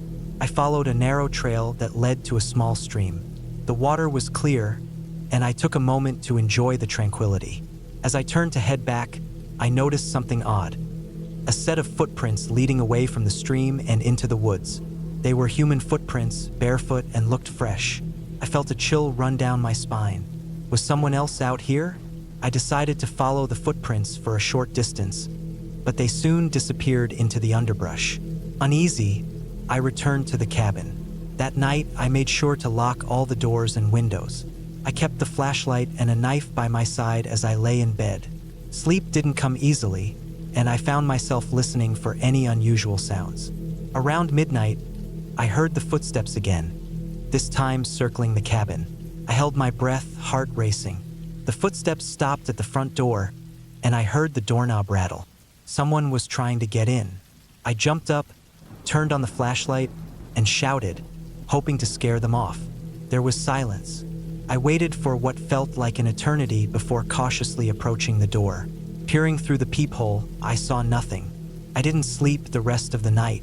The following day, I decided it was time to leave. I packed my belongings and prepared to head back to civilization. As I stepped outside, I noticed something disturbing. Scratches on the door, as if someone had been clawing at it. I also found more barefoot footprints around the cabin. I hurried to my car, only to discover that the tires had been slashed. Panic set in. I was stranded. I knew I had to find help. I remembered passing a ranger station on the way to the cabin, about 10 miles back. I grabbed my backpack, filled it with essentials, and set off on foot. The forest felt more ominous now, every sound amplified by my fear. I kept looking over my shoulder, convinced I was being followed. At one point, I thought I saw a figure in the distance, but when I approached, there was nothing there. After hours of walking, I finally reached the ranger station. It was abandoned. The windows were broken, and the door hung off its hinges. Inside, it was a mess. Papers scattered, furniture overturned. I searched for a radio or any means of communication but found nothing. Despair set in. I was alone with no way to call for help. I decided to stay in the ranger station for the night, hoping that someone would come by in the morning. I barricaded the door and tried to get some rest. In the middle of the night, I was awakened by a noise, a soft tapping on the window. I froze, too afraid to move. The tapping continued, rhythmic and deliberate. I mustered the courage to peek through a crack in the barricade. Outside, I saw a figure standing in the darkness. It was tall and thin, with long, unkempt hair and pale skin. I couldn't make out the face, but I felt its gaze. I stayed still, not daring to make a sound. Eventually, the figure turned and disappeared into the woods. The next morning, I left the ranger station and continued walking along the dirt road, hoping to find help.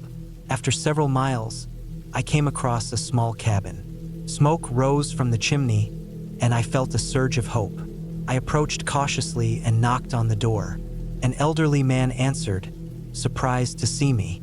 I explained my situation, and he invited me in. He offered me food and water and allowed me to use his phone to call for assistance. While waiting for help to arrive, I told him about the strange occurrences at my family's cabin. He listened intently, then nodded solemnly. He explained that years ago, a man had lived in those woods, a recluse who had gone mad after losing his family. He became feral, surviving off the land and avoiding all human contact. Over time, he became a legend, a ghost story told to scare children. But the old man believed he was real and still roamed the woods. Eventually, help arrived, and I was taken back to the city. I never returned to the cabin, and it was later sold. The experience left a lasting impression on me. I learned to appreciate the safety and comfort of civilization and to be cautious when seeking solitude in the wilderness. The woods may be beautiful, but they can also be dangerous, hiding secrets and dangers that we may not be prepared to face.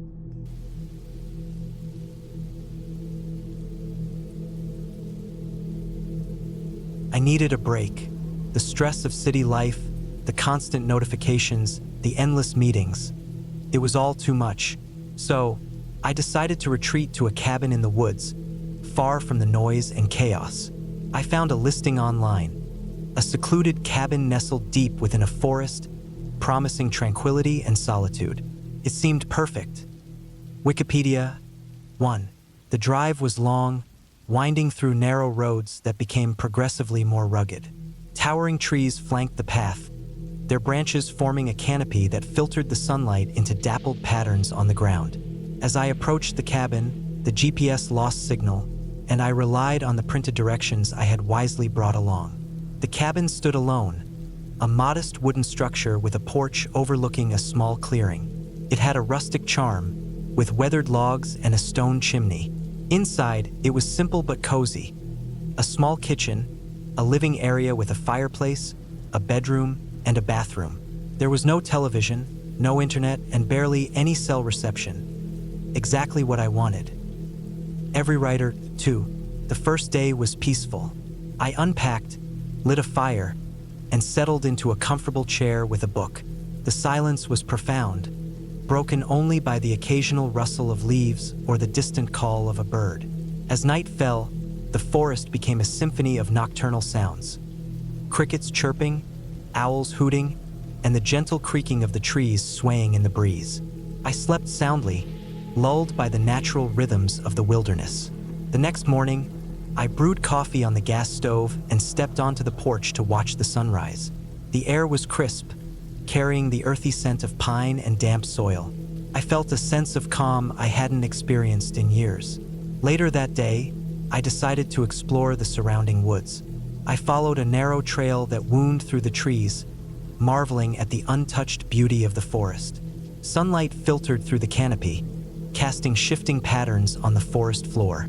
I walked for hours, losing track of time, until I stumbled upon a small stream. I sat on a rock, listening to the babbling water and the rustling leaves. As I made my way back to the cabin, I noticed something odd. A set of footprints on the trail that didn't belong to me. They were fresh, the edges of the prints still crisp in the soft earth. I paused, looking around, but saw no one. A chill ran down my spine, but I shrugged it off, attributing it to a fellow hiker or perhaps a hunter. That night, as I sat by the fire, I couldn't shake the feeling of being watched. The shadows seemed deeper, the forest sounds more pronounced. I told myself it was just my imagination, the result of isolation and unfamiliar surroundings. Still, I locked the door before going to bed, a precaution I hadn't taken the previous night. In the early hours of the morning, I was awakened by a noise, a soft thud, followed by the creak of the porch floorboards. I held my breath, straining to listen. Silence. Then, another creak. Someone or something was outside.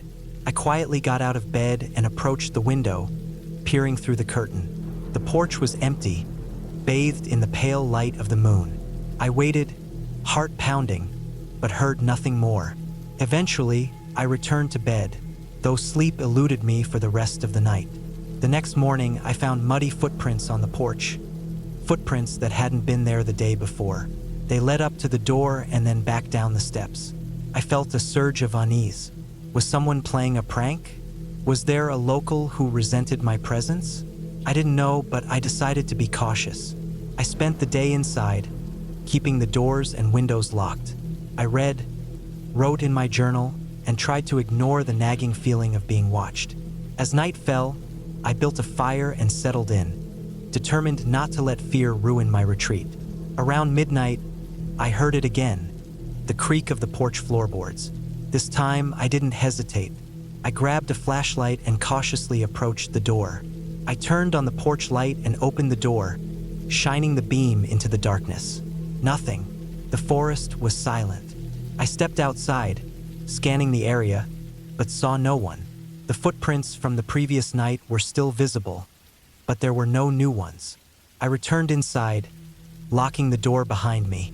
Sleep was impossible, so I sat by the fire, listening intently. The rest of the night passed without incident. The following day, I decided to cut my trip short.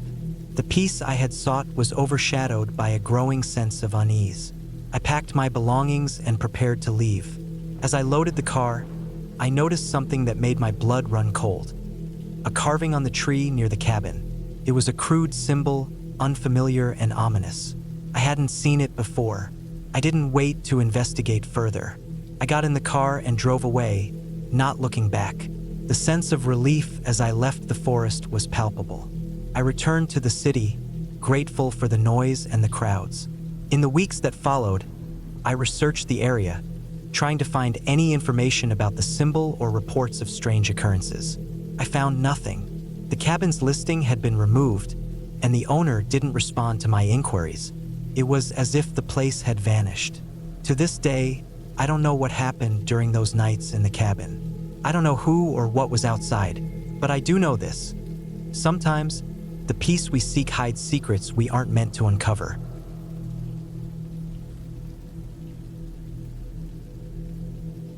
I needed a break from everything. Work was eating me alive, and the city felt like a pressure cooker. One day I just snapped. I closed my laptop, left everything behind, and booked a remote cabin I found online. It was deep in the woods of northern Michigan, a few miles off a back road that barely showed up on GPS. It looked perfect, isolated, quiet, surrounded by trees with no neighbors for miles. I didn't want phone calls, emails, or anything, just silence. I packed a few clothes, canned food, a hatchet, flashlight, a couple of knives, and an old .38 revolver that used to be my dad's.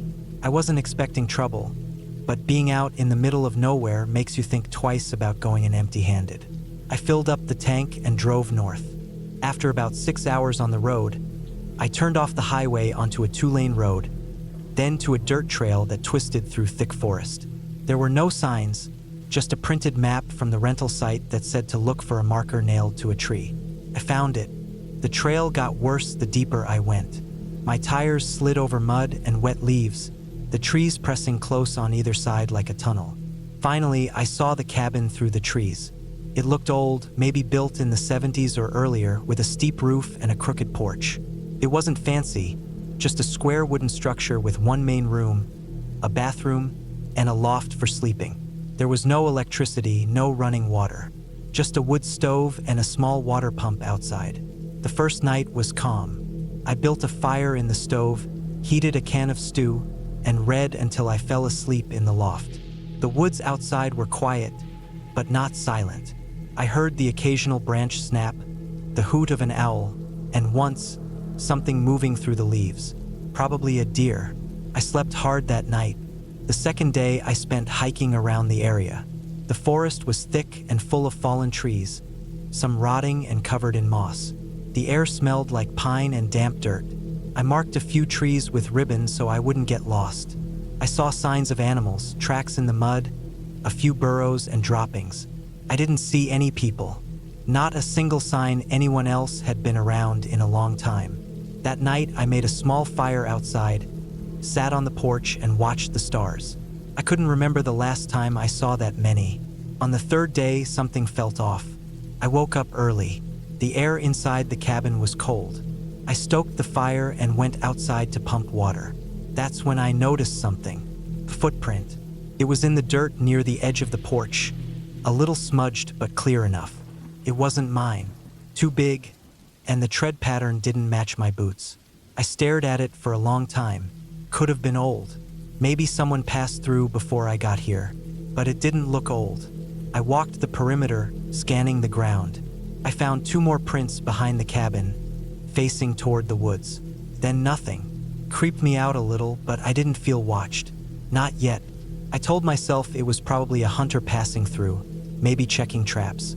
I kept my revolver close that day. Didn't hike far. Just stayed around the cabin, chopping wood, boiling water, and keeping an eye on the tree-line. That night I didn't sleep well. I kept hearing noises. Nothing loud, just little cracks and rustles.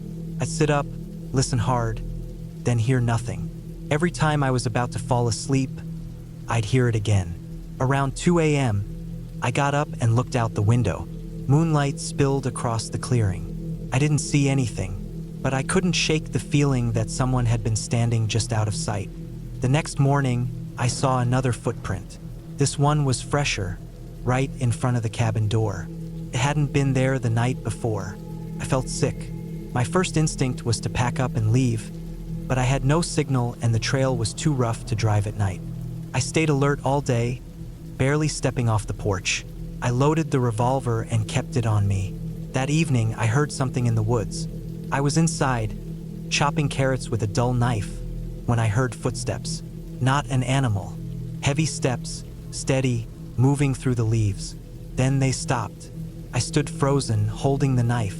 The steps started again, circling the cabin. I turned out the lantern and waited in the dark. My ears were straining. I heard a twig snap just outside the wall. I didn't breathe. The steps faded. I waited another 10 minutes before lighting the lantern again. I didn't sleep that night, just sat in a chair, staring at the door. I thought about calling for help, but the nearest ranger station was probably 30 miles away. I kept the revolver on my lap and the knife in my hand. The next morning, I found a dead rabbit on the porch. Its neck was broken. It had been left right in front of the door. That's when I knew someone was playing with me. This wasn't random. Someone was watching, waiting. I packed everything that morning, loaded up the car, locked the cabin, and drove out as fast as I could. My tires slipped in the mud, and once I nearly slid off the trail. I made it back to the paved road and didn't stop driving until I hit a gas station an hour later. I told the clerk there'd been someone lurking around the woods near the cabin. He just nodded and said, "Yeah, we hear about stuff like that sometimes. Not many folks go out that way anymore." I never went back. I don't know who was out there or what they wanted. Maybe they were just trying to scare me. Maybe they had worse plans. But I made it out. Since then, I don't go anywhere that remote alone. Some people say the wilderness is peaceful, pure, but they forget that it's also lawless. Out there, no one hears you scream. If you disappear, it might take weeks for anyone to notice. I was lucky. I left before it got worse. The cabin is probably still there, empty, rotting. Maybe someone else has stayed there since, maybe not. All I know is that if I hadn't left when I did, I might not be here writing this. And when I think back to that footprint on the porch, I wonder how long they'd been watching me before I noticed.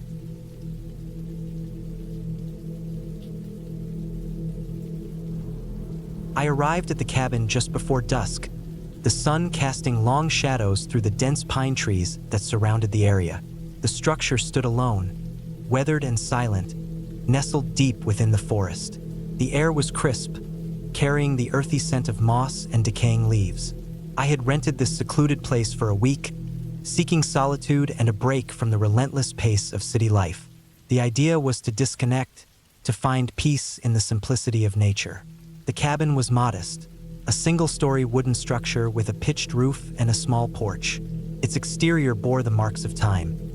Faded paint, a few missing shingles, and a creaky front door that protested as I pushed it open. Inside, the air was cool and musty, with a faint hint of smoke lingering from the fireplace. The furnishings were sparse but functional. A worn sofa, a wooden dining table, a kitchenette, and a narrow hallway leading to a bedroom and a bathroom. Dust motes danced in the slanting light that filtered through the grimy windows. After unloading my belongings, I set about making the place livable. I opened the windows to let in fresh air, swept the floors, and wiped down surfaces. The silence was profound, broken only by the occasional rustle of leaves or the distant call of a bird. As night fell, I lit a fire in the hearth, its warmth and light providing a comforting contrast to the encroaching darkness outside. The first night passed uneventfully. I slept soundly, lulled by the gentle crackle of the fire and the soothing sounds of the forest. The next morning, I woke early and decided to explore the surrounding area. The forest was dense, with towering trees and a thick underbrush that made progress slow. I followed a narrow trail that wound its way through the woods, eventually leading to a small, clear stream. The water was cold and clear, and I spent some time sitting on a rock, enjoying the tranquility. Wonderland Press 1. Over the next couple of days, I settled into a routine. I would spend the mornings hiking and exploring, the afternoons reading or writing, and the evenings by the fire. The isolation was refreshing, allowing me to clear my mind and focus on the present. However, on the fourth night, I was awakened by a noise. It was faint, a soft thumping sound that seemed to come from outside. I sat up in bed, straining to hear. The sound repeated, irregular and muffled. I told myself it was probably an animal, perhaps a deer or raccoon, but sleep did not come easily after that. The next morning, I examined the area around the cabin but found no signs of disturbance. Still, I couldn't shake the feeling of unease. That night, the noise returned, louder and more persistent. It sounded like footsteps, slow and deliberate, circling the cabin. I turned off the lights and peered through the window, but the darkness outside was impenetrable. I waited, heart pounding, until the sounds ceased. Sleep was impossible. In the morning, I discovered footprints in the soft earth around the cabin. They were human, barefoot, and led from the forest to the porch and back again. Panic set in. I was miles from the nearest town with no cell service and no way to call for help.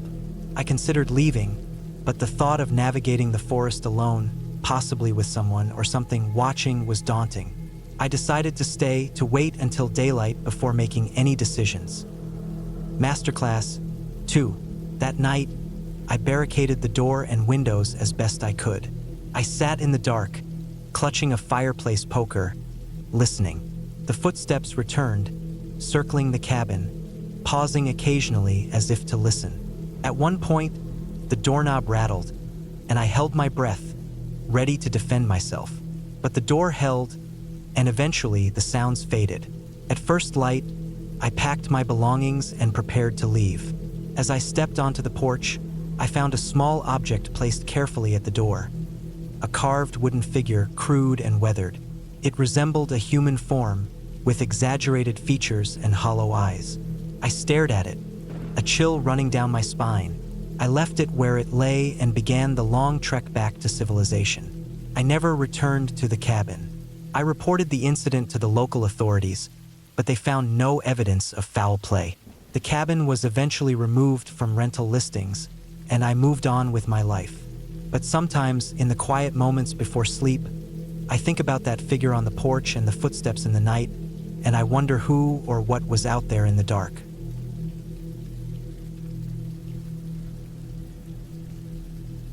I needed a break from everything. Work had been grinding me down, and I'd hit that point where every day felt the same. My back was stiff from sitting at a desk, my eyes were sore from staring at screens, and I was starting to forget what silence felt like. A friend had once told me about this old hunting cabin they used to visit in the Upper Peninsula of Michigan, miles away from anything. No signal, no power, no neighbors, just woods. I remembered that conversation and decided to track the place down. It took a few phone calls and some digging, but I finally got a lead from someone who had inherited the property and was willing to let me stay for a week. It was early October when I drove up. The air was already colder than I expected, and the trees had turned into deep reds and burnt oranges. I drove for nearly 7 hours from Indiana, and the last leg of the trip was down a gravel road with deep ruts and branches slapping the windshield. I didn't see another car the whole way. Eventually, the road just ended. There was a clearing with tall grass, and at the far edge sat the cabin. It was tucked into the trees like it had grown out of them. Just one floor, small porch with siding gone gray from weather. I parked beside it and got out, stretching my legs. The silence was strange at first. No traffic, no hum of electricity, not even birds, just wind. The cabin had a heavy wooden door that creaked when I pushed it open. Inside, it smelled like old wood and dust. There was a small table, 2 chairs, a wood-burning stove in the corner, and a cot with a rolled-up sleeping bag on top. A few shelves held canned food, a lantern, and some old books. No electricity, just a water pump outside, and a stack of firewood already chopped and covered with a tarp. The first night, I settled in with a can of chili heated over the stove. I read one of the old books until I couldn't keep my eyes open, then crawled into the sleeping bag. The wind picked up overnight, and I could hear the trees groaning and rubbing together. I didn't sleep that well, not because I was scared, just because it was all so unfamiliar. Every creak made my brain think something was wrong. By the second day, I'd fallen into a rhythm. I'd wake up, pump some water to wash up, cook something easy, then go for long walks through the woods. There were no trails, just thick forest. I brought a compass and marked trees with orange tape so I wouldn't get lost. The place was beautiful. Ferns covering the ground, deer prints in the mud, squirrels jumping between trees. I even saw a black bear from a distance once, but it didn't notice me. That night, I stayed up a little later. I'd started to feel more comfortable. I had the fire going and was reading again when I heard something outside. It was a sharp crack, like a branch snapping underfoot. I froze and listened. Nothing followed. I told myself it was probably a deer or something. Still, I put out the lantern and looked through the window, which was just a square cutout with a wooden shutter. I didn't see anything. I slept, but I woke up a few times feeling like something had changed, like the air felt different. I brushed it off. The next morning, I noticed something strange. About 50 feet from the cabin, someone had stuck a long branch into the ground. It hadn't been there before. It was standing straight up, sharpened at the top, and had a strip of fabric tied around it. Red. I walked around it and looked for tracks, but the ground was covered in leaves. I couldn't tell how it got there or who had done it. I took it down and tossed it into the woods. I felt unsettled after that. I kept checking over my shoulder while walking through the woods, and I carried the hatchet with me from then on. I also started locking the door at night with a makeshift latch I rigged using a chain from the porch and some nails. I didn't sleep well again. The fourth day, it got worse. I went for a long hike trying to shake off the anxiety. When I came back, the cabin door was open. I knew I had latched it.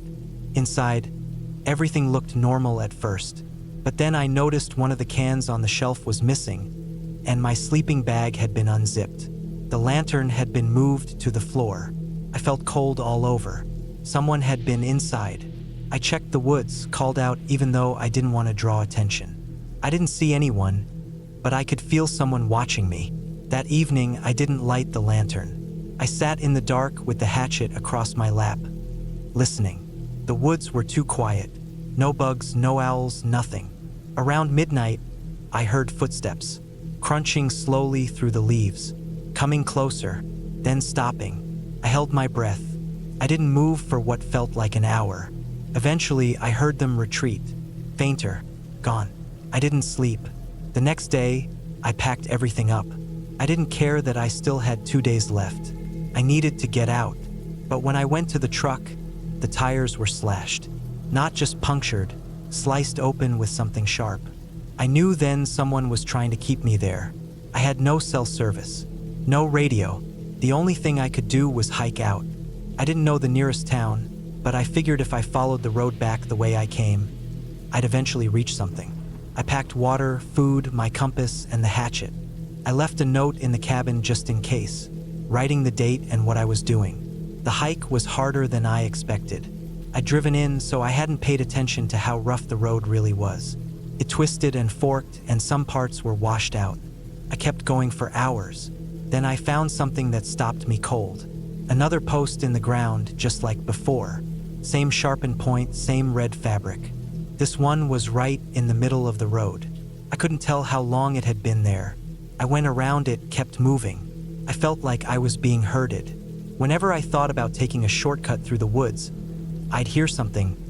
Sticks breaking, footsteps, rustling. I started running at one point, just blindly down the path.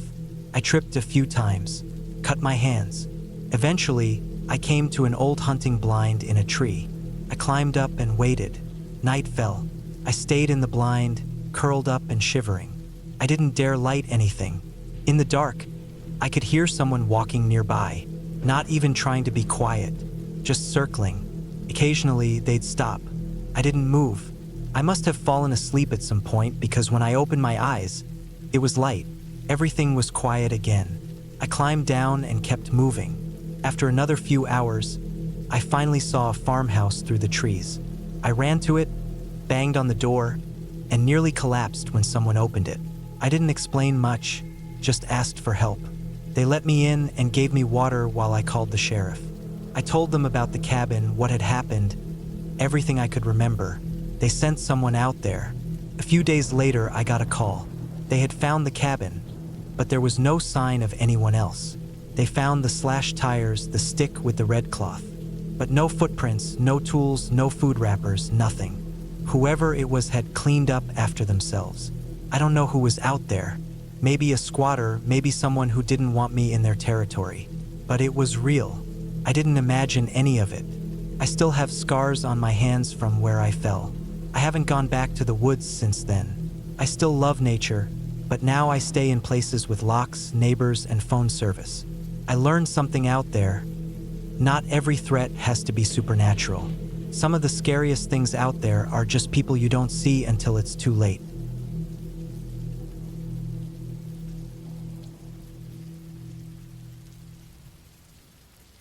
I needed a break.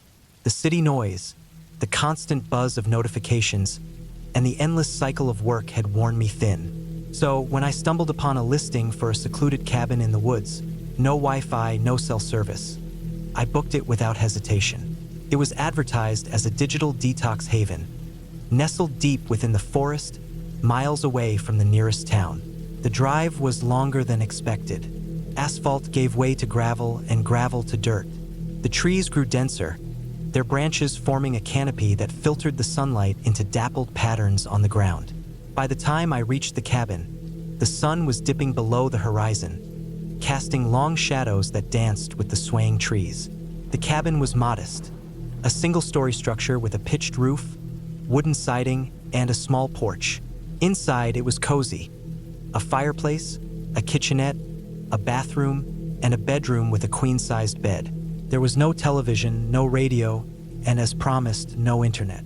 Just me, the forest, and the silence. The first night was peaceful.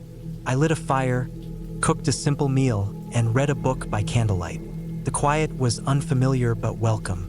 I fell asleep to the sounds of crickets and the occasional hoot of an owl. The next morning, I decided to explore the surroundings. A narrow trail led from the cabin into the woods. I followed it, enjoying the crisp air and the scent of pine. After about an hour, I came across a small clearing with a dilapidated shed. Curious, I approached it. The door hung ajar, creaking as I pushed it open. Inside, there were old tools, rusted and covered in cobwebs. Nothing unusual, but the place had an eerie feel. I didn't linger. That evening, as I prepared dinner, I noticed something odd. The front door was slightly open. I was sure I had closed it. I chalked it up to the wind and secured it firmly.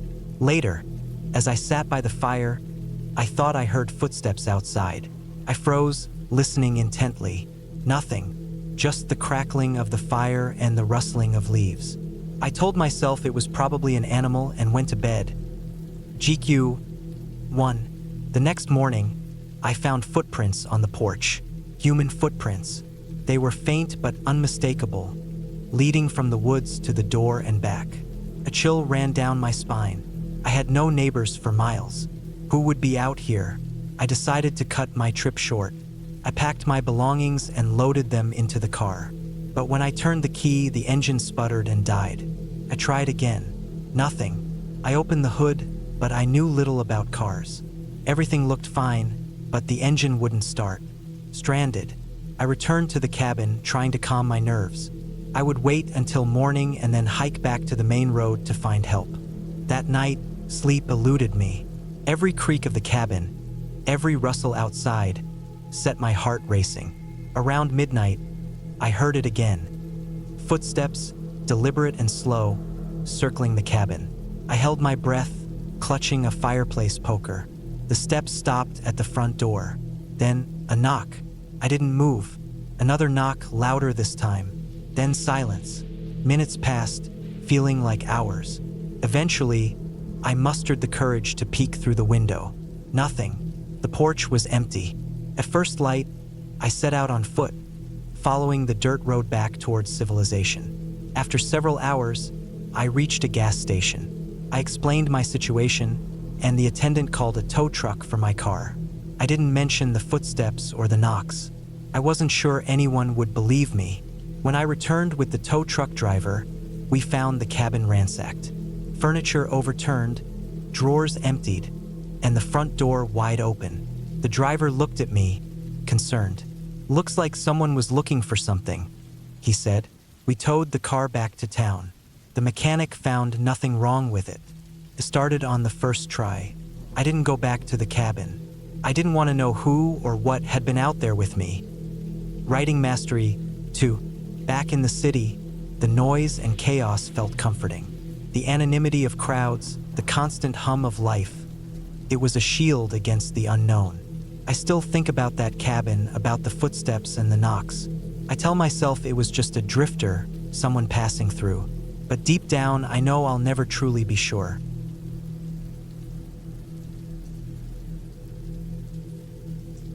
I never thought a weekend getaway could turn into a nightmare. It was supposed to be a peaceful retreat, a chance to disconnect from the world and find some solitude. I had rented a small cabin deep in the woods of northern Wisconsin, miles away from the nearest town. The idea was to spend a few days hiking, reading, and enjoying the tranquility of nature. Thought catalog. 1. Illumably. 2.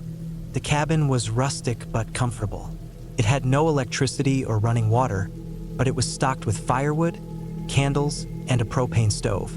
I arrived late Friday afternoon, just as the sun was beginning to dip below the horizon. The air was crisp, and the scent of pine filled my lungs as I stepped out of my car. I unloaded my gear, locked the car, and made my way inside. The interior was cozy, with a small kitchen area, a wood-burning stove, and a single bed against the far wall. I lit a few candles, started a fire, and settled in for the night. The silence was profound, broken only by the occasional crackle of the fire or the hoot of an owl in the distance. I felt at peace. The next morning, I woke up early and decided to go for a hike. I packed a small backpack with water, snacks, and a map of the area. The trail behind the cabin led deep into the forest, winding through dense thickets and overgrown paths.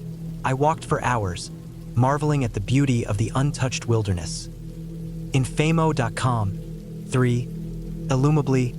2. Around midday, I stopped to rest and eat. As I sat on a fallen log, I noticed how quiet it was. Too quiet. There were no birds chirping, no rustling of leaves, nothing. It was as if the forest was holding its breath. A sense of unease settled over me, but I brushed it off as paranoia. I finished my lunch and continued on the trail. As the sun began to set, I realized I had ventured farther than I intended. I turned back, hoping to make it to the cabin before dark. The forest, however, had other plans. The trail seemed unfamiliar, and I couldn't find any of the landmarks I had passed earlier. Panic set in as I realized I was lost. I tried to retrace my steps, but the forest was disorienting. Every tree looked the same, and the fading light made it difficult to see.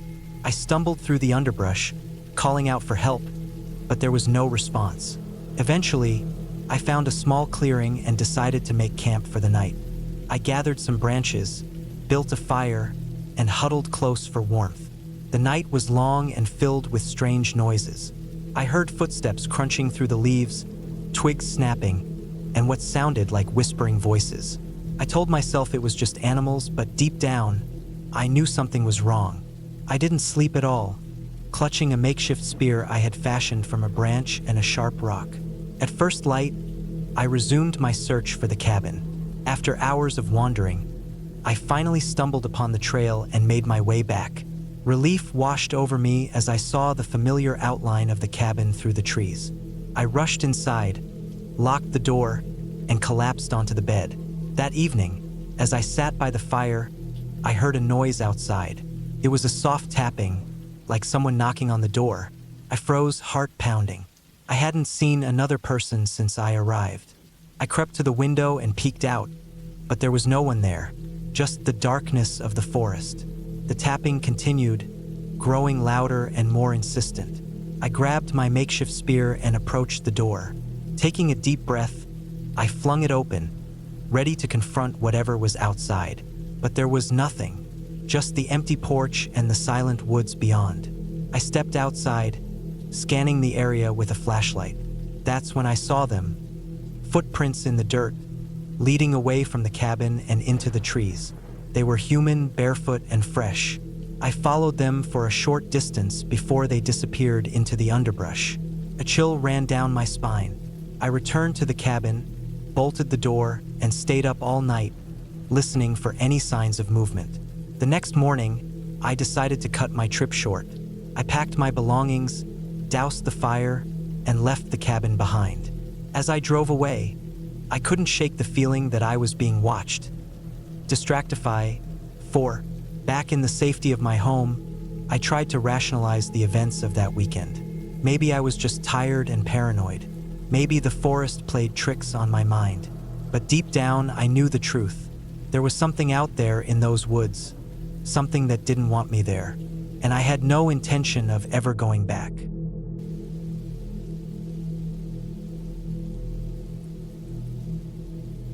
I had always craved solitude, the kind that seeps into your bones, where the only sounds are the rustling of leaves and the distant calls of birds.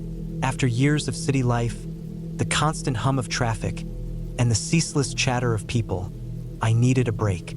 So, when I found a listing for a secluded cabin deep in the woods, I didn't hesitate. The drive was long, winding through narrow roads that seemed to disappear into the forest. My phone lost signal miles before I reached the property, but I had printed directions.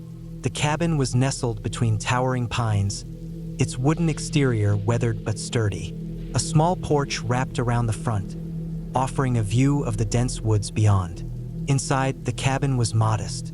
A single room served as the living area and kitchen, with a stone fireplace dominating one wall. A narrow hallway led to a bedroom and a small bathroom. There was no television, no internet, and the only source of light came from oil lamps and the occasional sunbeam filtering through the windows. It was perfect. The first few days were blissful. I spent my time reading, hiking, and simply listening to the sounds of nature. At night, the forest came alive with the calls of nocturnal creatures, and I found comfort in the symphony of the wild. On the fourth night, I was awakened by a sound, a soft thud, like something heavy falling onto the porch. I sat up, heart pounding, and listened. Silence. I told myself it was probably a branch or an animal and went back to sleep. The next morning, I found footprints on the porch. Human footprints leading up to the door and then back into the woods. They were fresh, the impressions crisp in the morning dew. I felt a chill run down my spine. I was miles from the nearest neighbor. Who would be out here? Every writer, one. I tried to rationalize it. Perhaps a hiker had gotten lost and stumbled upon the cabin. Still, I couldn't shake the unease. That night, I locked the door and propped a chair against it. Sleep came fitfully. Over the next few days, I noticed subtle changes. Items in the cabin weren't where I had left them. A book I had placed on the table was now on the floor. The oil lamp was moved slightly to the left. I began to doubt myself. Was I becoming forgetful? Or was someone entering the cabin while I slept? Determined to find answers, I set up a rudimentary alarm system using pots and pans tied to the door handle. That night, I was jolted awake by the clanging of metal. I grabbed a flashlight and rushed to the door, but when I flung it open, there was no one there. The forest was silent. The footprints were back, circling the cabin this time. Fear took hold. I considered leaving, but the thought of driving through the dense forest at night was daunting. I decided to wait until morning. I didn't sleep. At dawn, I packed my belongings and prepared to leave. As I stepped onto the porch, I noticed something hanging from a tree branch, a small bundle wrapped in cloth. I approached cautiously and unwrapped it. Inside was a collection of personal items: a locket, a child's toy, a torn piece of fabric. Each item was old, weathered by time. I felt a wave of nausea. I didn't wait to investigate further. I got into my car and drove, not stopping until I reached the nearest town. I reported the incident to the local authorities, who promised to look into it. I never returned to the cabin. Wikipedia. 2 months later, I received a call from the sheriff. They had found evidence of an old, unsolved case near the cabin. The items in the bundle matched belongings of a family that had gone missing years ago. The case was reopened, and while no definitive answers were found, the area was marked as off-limits to visitors. I often think about that time, the serenity of the forest juxtaposed with the lurking danger. I sought solitude and found it, but I also discovered that even in the most remote places, darkness can reside. Now, I find solace in the company of others, the hum of the city a comforting reminder that I'm not alone.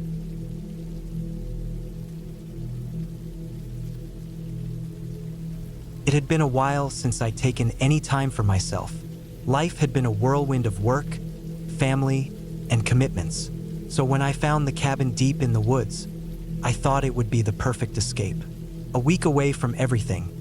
No distractions, no responsibilities, just peace and quiet.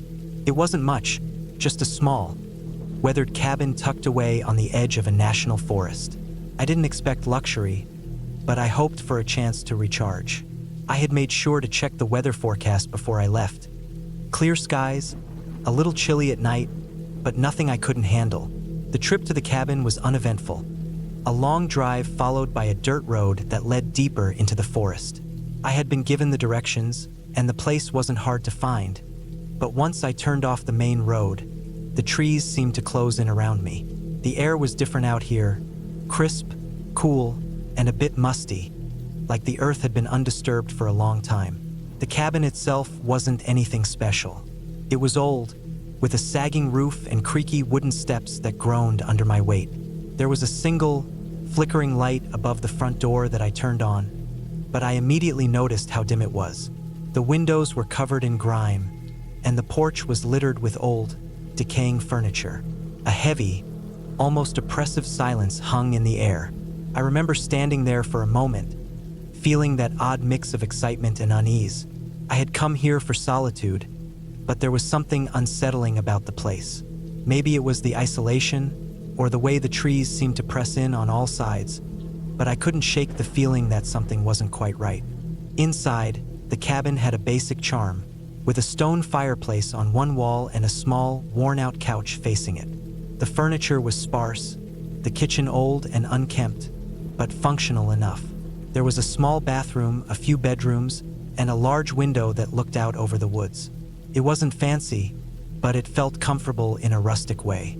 I dumped my bag on the bed and went outside to gather some firewood.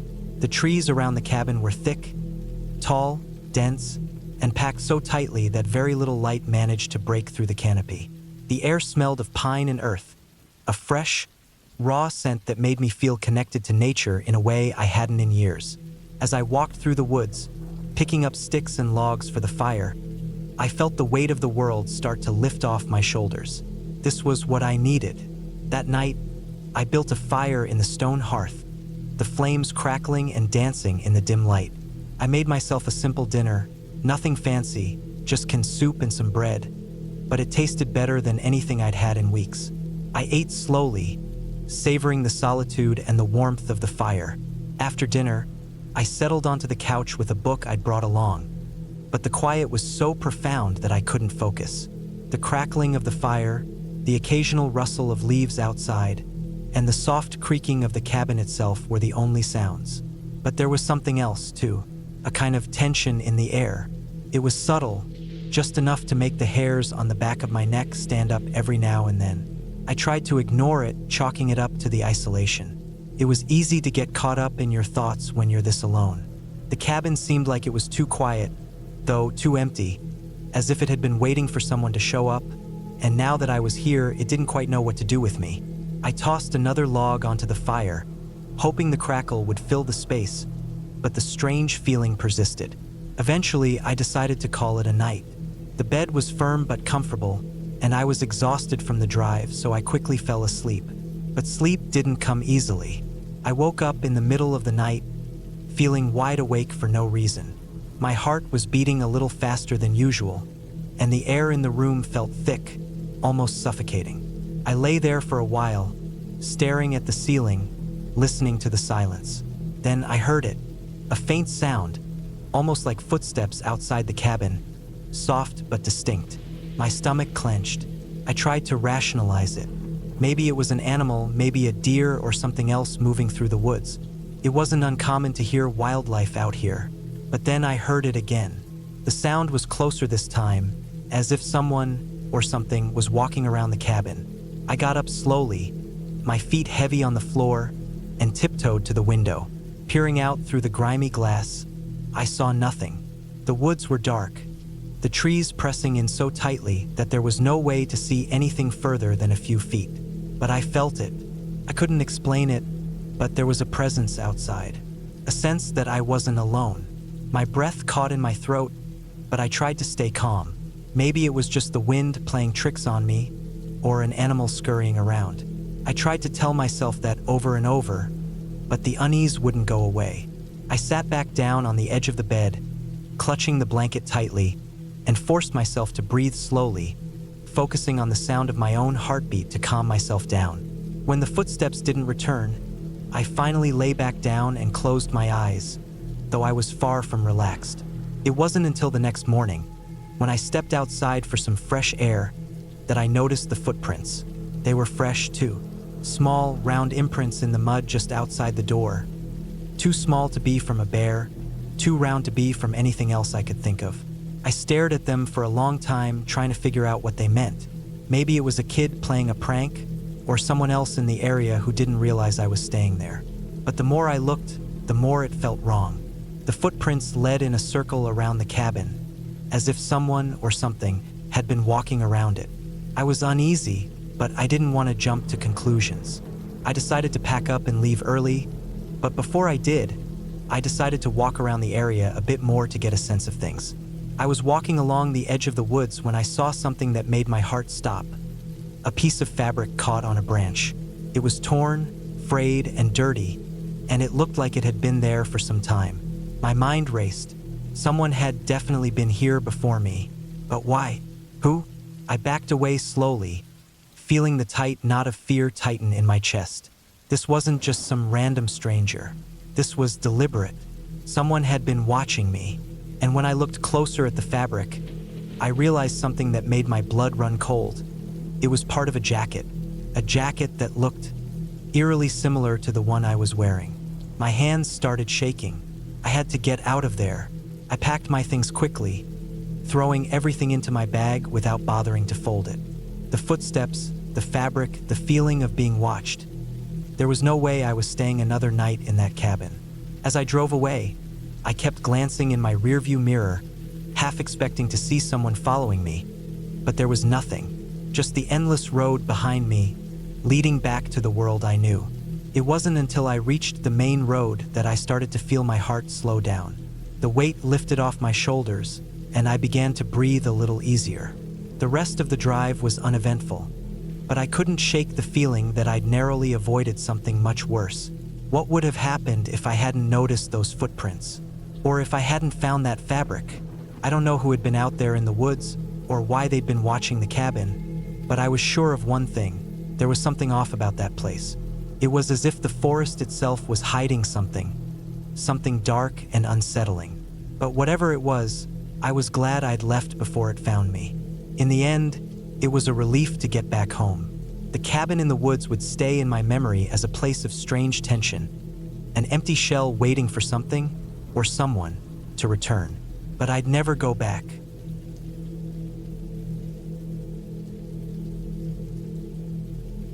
I had always wanted a quiet weekend away from the chaos of daily life. The stress from work had piled up over the past few months, and I was desperate for some solitude. So, when I came across a secluded cabin rental in the woods, I jumped at the chance. It was the perfect opportunity to disconnect from everything. No cell service, no Wi-Fi, just me, the woods, and some peace and quiet. The cabin was tucked away in a remote part of the forest, miles from the nearest town. I'd driven for hours along winding, dirt roads before I finally arrived. It was a simple one-story structure made of weathered wood, surrounded by tall trees that almost seemed to lean in on the cabin. The moment I parked my car and stepped out, the air smelled fresh and earthy, like pine and damp soil. I carried my bags inside, set up the place, and immediately felt a sense of calm wash over me. There was a small living room with a fireplace, a basic kitchen with a stove and fridge, and one bedroom with a bed that looked like it hadn't been used in years. It was all so rustic and quiet, just what I needed to unwind. I spent the first few hours unpacking and organizing. The sun was still high, and I figured I'd take a walk through the woods after dinner. There was a small trail behind the cabin that led through the trees, and I was looking forward to a peaceful stroll. But as the afternoon wore on, I started feeling an odd sense of unease. The place was too quiet. I know that's a strange thing to say, considering I was in the middle of the woods, but it wasn't just the absence of sound. It was something else, something deeper. I kept thinking I heard small movements outside, like branches snapping, but when I looked, there was nothing. The trees were still. The wind hadn't picked up. I tried to shake it off, thinking I was just being paranoid, but the feeling lingered. Dinner came and went without incident. I made a simple meal, something easy, and sat at the small dining table. The flickering light from the candle on the table cast long shadows on the walls. I ate slowly, savoring the quiet. But as the night drew on and the sun disappeared behind the horizon, I began to feel that nagging unease again. I decided to go outside to see if a change of scenery would help.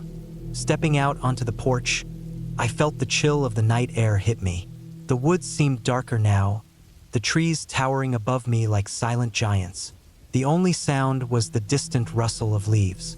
I stood there for a while, breathing deeply, trying to shake off the strange feeling. Maybe it was just the isolation, I thought. Being this far from civilization, I hadn't realized how much I relied on the constant hum of everyday life. As I turned to head back inside, I saw something move at the edge of the forest. It was fast, just a brief flicker of motion, but it was enough to make my heart race. I froze, staring into the darkness. Nothing came out, no animal or person, just the whispering of the wind through the trees. I went back inside, locked the door behind me, and tried to calm myself. But sleep didn't come easy. Every creak of the cabin, every rustling branch outside, seemed to send my nerves into overdrive. I tossed and turned in bed, my mind racing with thoughts of what I'd seen, or thought I'd seen, outside. At around 3 a.m., I woke with a start. The silence was so deep, it felt suffocating. My heart was pounding in my chest, and I could hear the sound of footsteps outside the cabin. Slow, deliberate steps that echoed in the stillness of the night. The footsteps stopped just outside my window. I didn't dare move, didn't dare breathe. I stayed completely still, listening, waiting. The footsteps didn't continue. Instead, there was a long pause. It felt like someone or something was just standing there, watching. After what seemed like an eternity, I heard a rustling sound, followed by the faint crack of a twig snapping. And then, nothing. The sound of the footsteps faded away, and the woods were silent once more. I didn't sleep for the rest of the night. I just lay there in the dark, staring at the ceiling, wondering who or what had been outside. My mind ran through 1,000 possibilities, none of them comforting. Maybe it was just an animal, I told myself. A deer or a bear, perhaps. But deep down, I knew it was something else. The footsteps had been too deliberate, too human. At dawn, I decided to leave. I'd had enough of the isolation. I packed up my things as quickly as I could, barely stopping to gather my thoughts. As I walked outside to the car, I glanced around the cabin one last time, but something made me pause. There, in the dirt just in front of the porch, were fresh footprints. They weren't large, but they were clearly human. Barefoot, with the toes slightly curled, and deep enough to show they'd been made recently. I was out of there in a flash, driving as fast as I could down the winding dirt road, not even bothering to check the rearview mirror. The air felt different now, less suffocating, but my heart was still pounding in my chest. I didn't stop until I reached the nearest gas station, nearly an hour away. My hands were shaking as I filled up the tank, and I couldn't stop glancing over my shoulder, half expecting to see someone, or something, watching me. It wasn't until I was safely back in town, sitting in my car, that I finally let out a breath I didn't know I'd been holding. I didn't even want to think about what had happened that night, but I couldn't shake the feeling that I wasn't alone in those woods. Something had been out there, and it wasn't just an animal. I told myself I'd never go back to that cabin. I didn't even want to think about it again. But as I sat in my car, staring at the trees in the distance, something inside me couldn't help but wonder, who had been out there, and why had they been watching me? Weeks went by, and I tried to forget about the experience. But the memories kept creeping back, especially at night. I found myself checking the locks more often, glancing nervously around when I walked outside. The woods had become a place of dread, and I couldn't shake the feeling that there was more to that cabin than I'd ever know. I did some research when I got back home, trying to find out anything about the place. I couldn't find anything about the cabin itself, but there were plenty of stories about hikers and campers who'd gone missing in those woods over the years. There were reports of strange noises at night, people feeling like they were being watched, but nothing concrete. It was like the place itself had a reputation, but no one ever really talked about it openly. I never went back to those woods, and though the unease eventually faded, there's still a part of me that wonders if someone, or something, was out there that night. The thought still makes my skin crawl, The last thing I want is for someone else to experience what I did. But I can't help but feel that the woods are hiding something. Something that will never be found. And that thought keeps me up some nights, staring at the ceiling, wondering if I'll ever truly know the truth.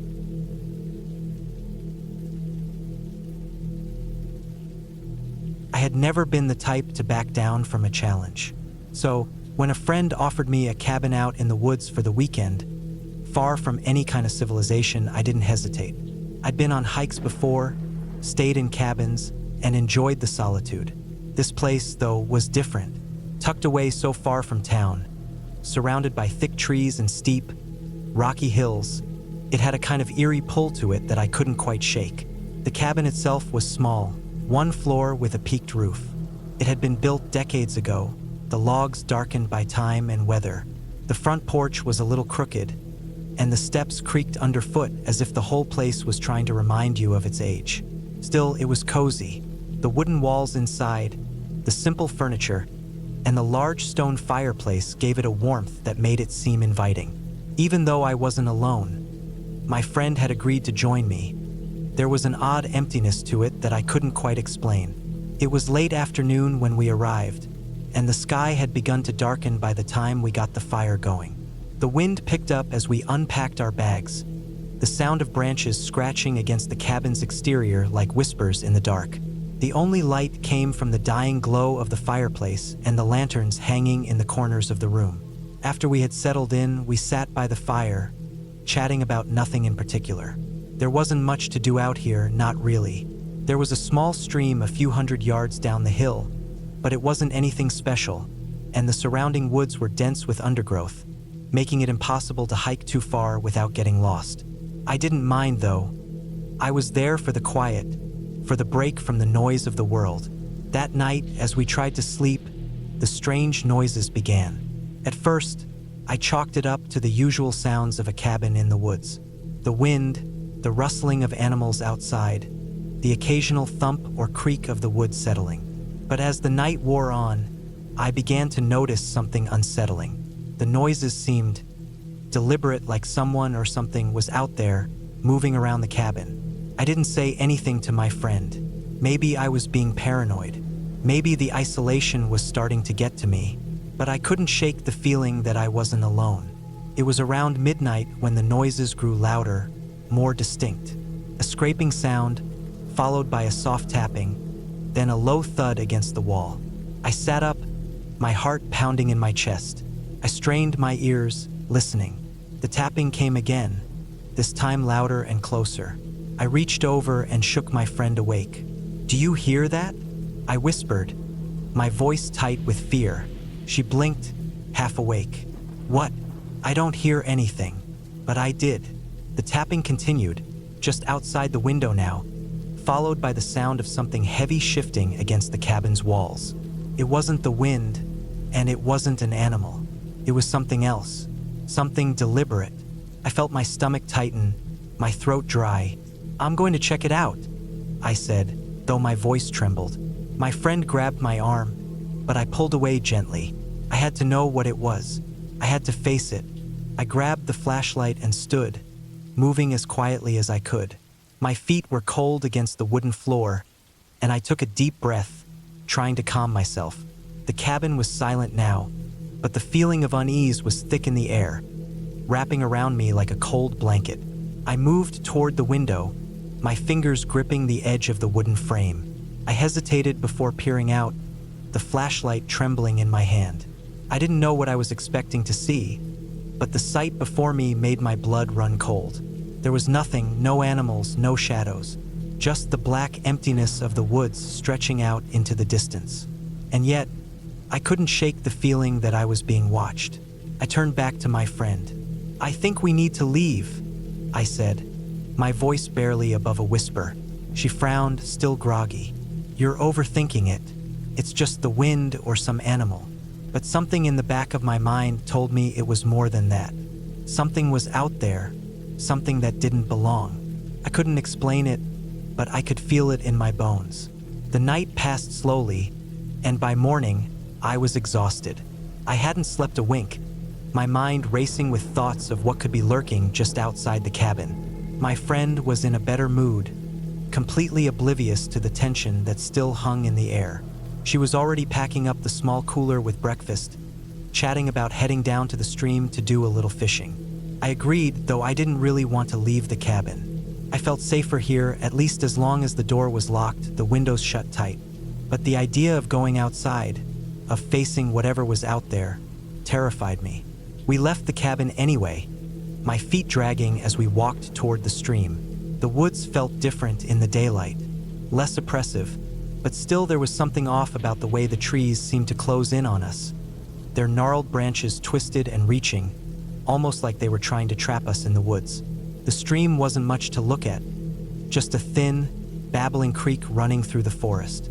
The air was crisp, and the smell of pine was thick around us, but I couldn't shake the feeling that something wasn't right. I found myself constantly looking over my shoulder, expecting to see something moving in the trees. We set up near the water, but I couldn't focus. I kept thinking about the night before, about the tapping on the walls. I asked my friend again if she had heard anything strange, but she just shrugged it off. The rest of the day was uneventful. We fished for a while, and I half-heartedly tried to enjoy the calm. But every now and then, I would hear a rustle in the trees or see a shadow move out of the corner of my eye, and my heart would race. I didn't feel alone. I felt like something was watching us. As the sun began to set, we returned to the cabin. The shadows stretched long across the forest floor, and the air grew colder. We didn't talk much as we entered, both of us feeling the weight of the silence. The fire crackled softly in the hearth, but it wasn't enough to chase away the unease that had settled into my chest. I sat down by the window again, peering out into the growing darkness. The trees swayed gently in the wind, but the stillness of the woods felt wrong. It was like the world had stopped moving, waiting for something. And then I heard it again, the tapping. This time it was louder, more distinct. It was coming from the back of the cabin. I grabbed the flashlight again, my heart racing in my chest. I motioned for my friend to stay back as I made my way toward the back door. The tapping continued, followed by a faint scratching sound. Something was there right outside. I stepped outside cautiously, the cool night air biting at my skin. The flashlight beam cut through the dark, illuminating the back of the cabin. There was nothing, no animal, no figure, nothing. The tapping stopped. I turned around, ready to head back inside, but that's when I heard it, a low growl. I froze, my body stiff with fear. The sound came from the shadows in the woods, just beyond the reach of the flashlight. It was low, rumbling, like an animal, but not one I recognized. I stood there, my breath shallow, waiting. The growl came again, closer this time. My mind raced, but my body didn't move. Something was coming. I didn't wait to see what it was. I turned and ran back into the cabin, slamming the door shut behind me. My friend was already standing in the doorway, her face pale as she looked at me. "What is it?" she asked, her voice shaky. "I don't know," I replied, my heart still hammering in my chest. "But whatever it is, it's out there." We locked the doors and huddled in front of the fire, too scared to sleep, too terrified to move. The night passed slowly, every creak of the wood and whisper of the wind seeming to carry a threat. But by the morning, the growls had stopped. We packed up quickly, eager to leave the cabin behind. I didn't look back as we walked down the path toward the car. The woods were quiet now, and for the first time in what felt like forever, I felt like I could breathe again. I never went back to that cabin. I couldn't shake the feeling that whatever had been out there in the woods was still watching, still waiting. And even now, when I close my eyes, I can still hear that growl in the back of my mind, echoing in the darkness.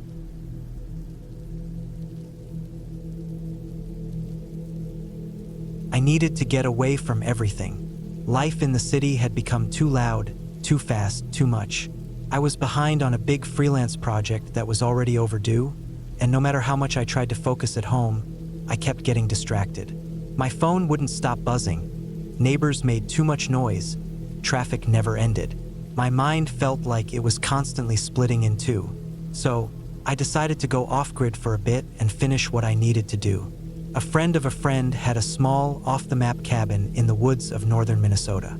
No Wi-Fi, no phone service, no neighbors for at least a couple of miles. It had solar power for basic electricity and a little propane heater. There was a well for water and a compost toilet.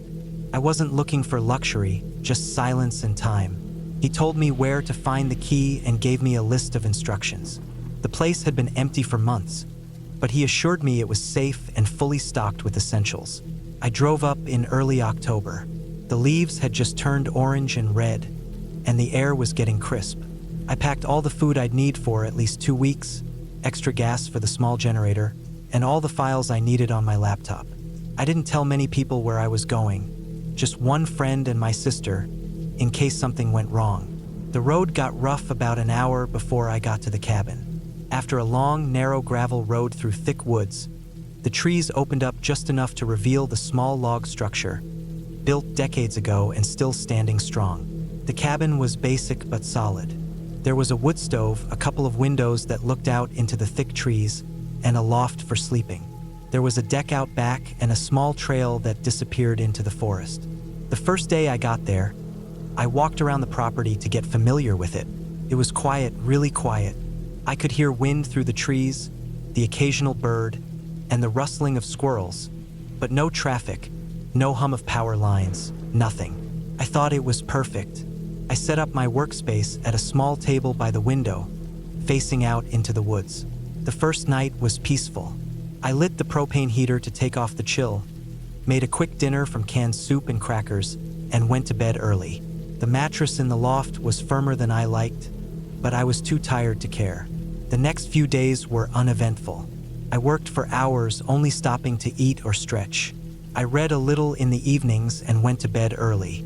The silence helped me concentrate. I felt like I was making real progress. I barely noticed the time passing, but around the 5th night, something changed. That night, I woke up around 2 a.m. I wasn't sure why. There was no noise, no dream, no reason I could remember. I just sat up in bed, wide awake. I looked out the small loft window that pointed toward the back of the property. The moon was bright enough to light up the edge of the trees. I stared out for a while, waiting for sleep to return. Just before I laid back down, I thought I saw something move at the tree line. It was quick, like a shadow. I blinked a few times, thinking maybe I imagined it. My eyes weren't adjusted well, and the moonlight played tricks through the branches. I waited, watched, but nothing else moved. I eventually went back to sleep. The next morning, I convinced myself it was probably a deer or just a branch shifting in the breeze. I tried not to think much of it. But later that day, while getting firewood from the shed out back, I noticed something strange. There were footprints in the dirt behind the cabin. Not animal tracks, boots. Human boots. The prints were faint but clear enough. Someone had walked around the back of the cabin, near the edge of the woods, not more than a day or 2 ago. They weren't mine. I hadn't gone back there since I arrived. I looked around for other signs, but I didn't find anything else. Still, it unsettled me. It was possible someone had hiked through the area, maybe hunting or exploring. But it was private property, miles from any trail. I didn't know what to think. That night, I locked the door, even though I hadn't the nights before. I kept the hatchet closer to the bed. I told myself I was overreacting, that I was just being paranoid because I was alone. But I didn't sleep as well. 2 nights later, I woke again. This time I knew what had woken me, noise. A dull thud, then another.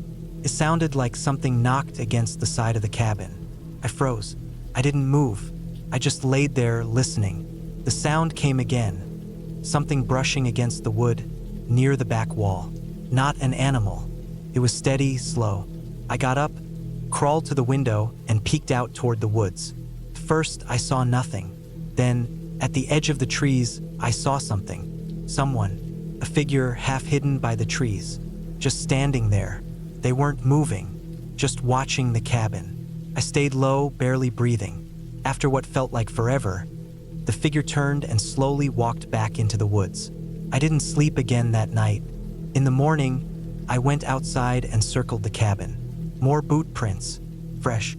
I could see the marks clearly in the damp soil. The prints came right up to the back wall and circled around to the side. I followed them until they disappeared into the woods. I should have left then. I know that now, but I told myself maybe it was just a hunter or someone passing through. Maybe they didn't know I was there, or maybe they were just curious. I didn't want to abandon my work. I had deadlines. I thought if I stayed inside at night, kept the doors locked, I'd be fine. That night, I stayed up with the hatchet beside me. I left a single light on and kept the fire low so the cabin wouldn't glow too brightly. Around 3 a.m., I heard footsteps. Slow, steady, right outside the wall behind me. I didn't look out the window this time. I didn't want them to know I was watching. The steps moved from the back of the cabin to the front, then stopped. Nothing, just silence. Then a long scratch, something dragged across the front door. I didn't move until the sun came up. The next morning, I walked to where I'd parked my car near the edge of the clearing. I froze when I saw it. One of the tires was slashed. Not flat from a rock or a nail, slashed like with a knife. A clean cut through the sidewall. My heart started racing. I looked around, suddenly aware of how deep I was into the woods, how far from help. No phone signal, no radio, no way to call anyone. I checked the rest of the car. Nothing else was damaged, just that one tire. I had a spare. I changed it quickly, glancing over my shoulder every few seconds. I considered driving out right then, but I'd already spent so much time working. I only had a few more days. I told myself I could finish and leave early. That was a mistake. That night, I heard the cabin door creak. Not just a noise outside, but the door itself. It shifted. I'd locked it. I checked it twice. I held my breath and listened. Another creak, then silence. I crawled to the loft railing and looked down. The door was closed, but the latch was off. I was sure I had latched it. I stayed awake the entire night. I didn't move. I didn't make a sound. The next morning, I found boot prints on the porch. They led away into the woods. That day, I packed everything. I shoved clothes and equipment into my bag without folding anything. I loaded up the car, checked the tires again, then sat inside the cabin with the door locked, waiting for morning. I didn't sleep. I just stared at the door with the hatchet in my hand. At sunrise, I left. I drove slowly down the gravel road, scanning the trees on both sides.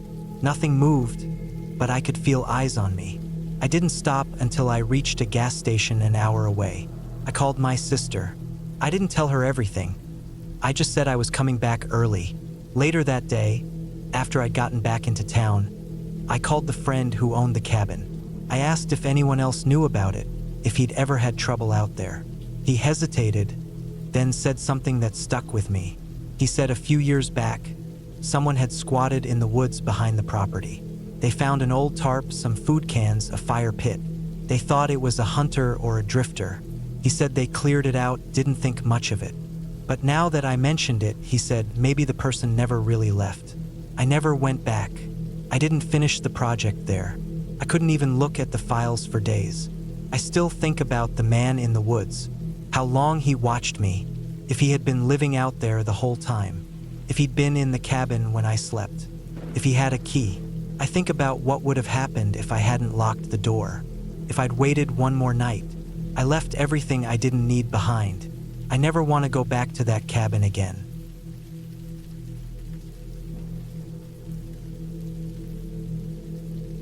I had been falling behind on a writing deadline for months. My editor kept pushing, and I kept making excuses. Life in the city was loud and distracting. Between sirens, construction, and the constant buzzing of people moving around, I couldn't get anything done. So, I rented a cabin deep in the northern woods of Vermont through a small listing I found online.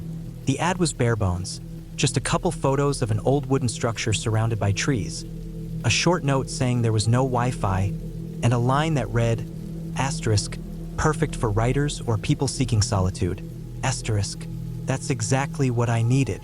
I packed up my car with a week's worth of food, my laptop, a few notebooks, and some clothes. I figured I wouldn't need much. The plan was to disconnect completely. No emails, no calls, just me and the trees.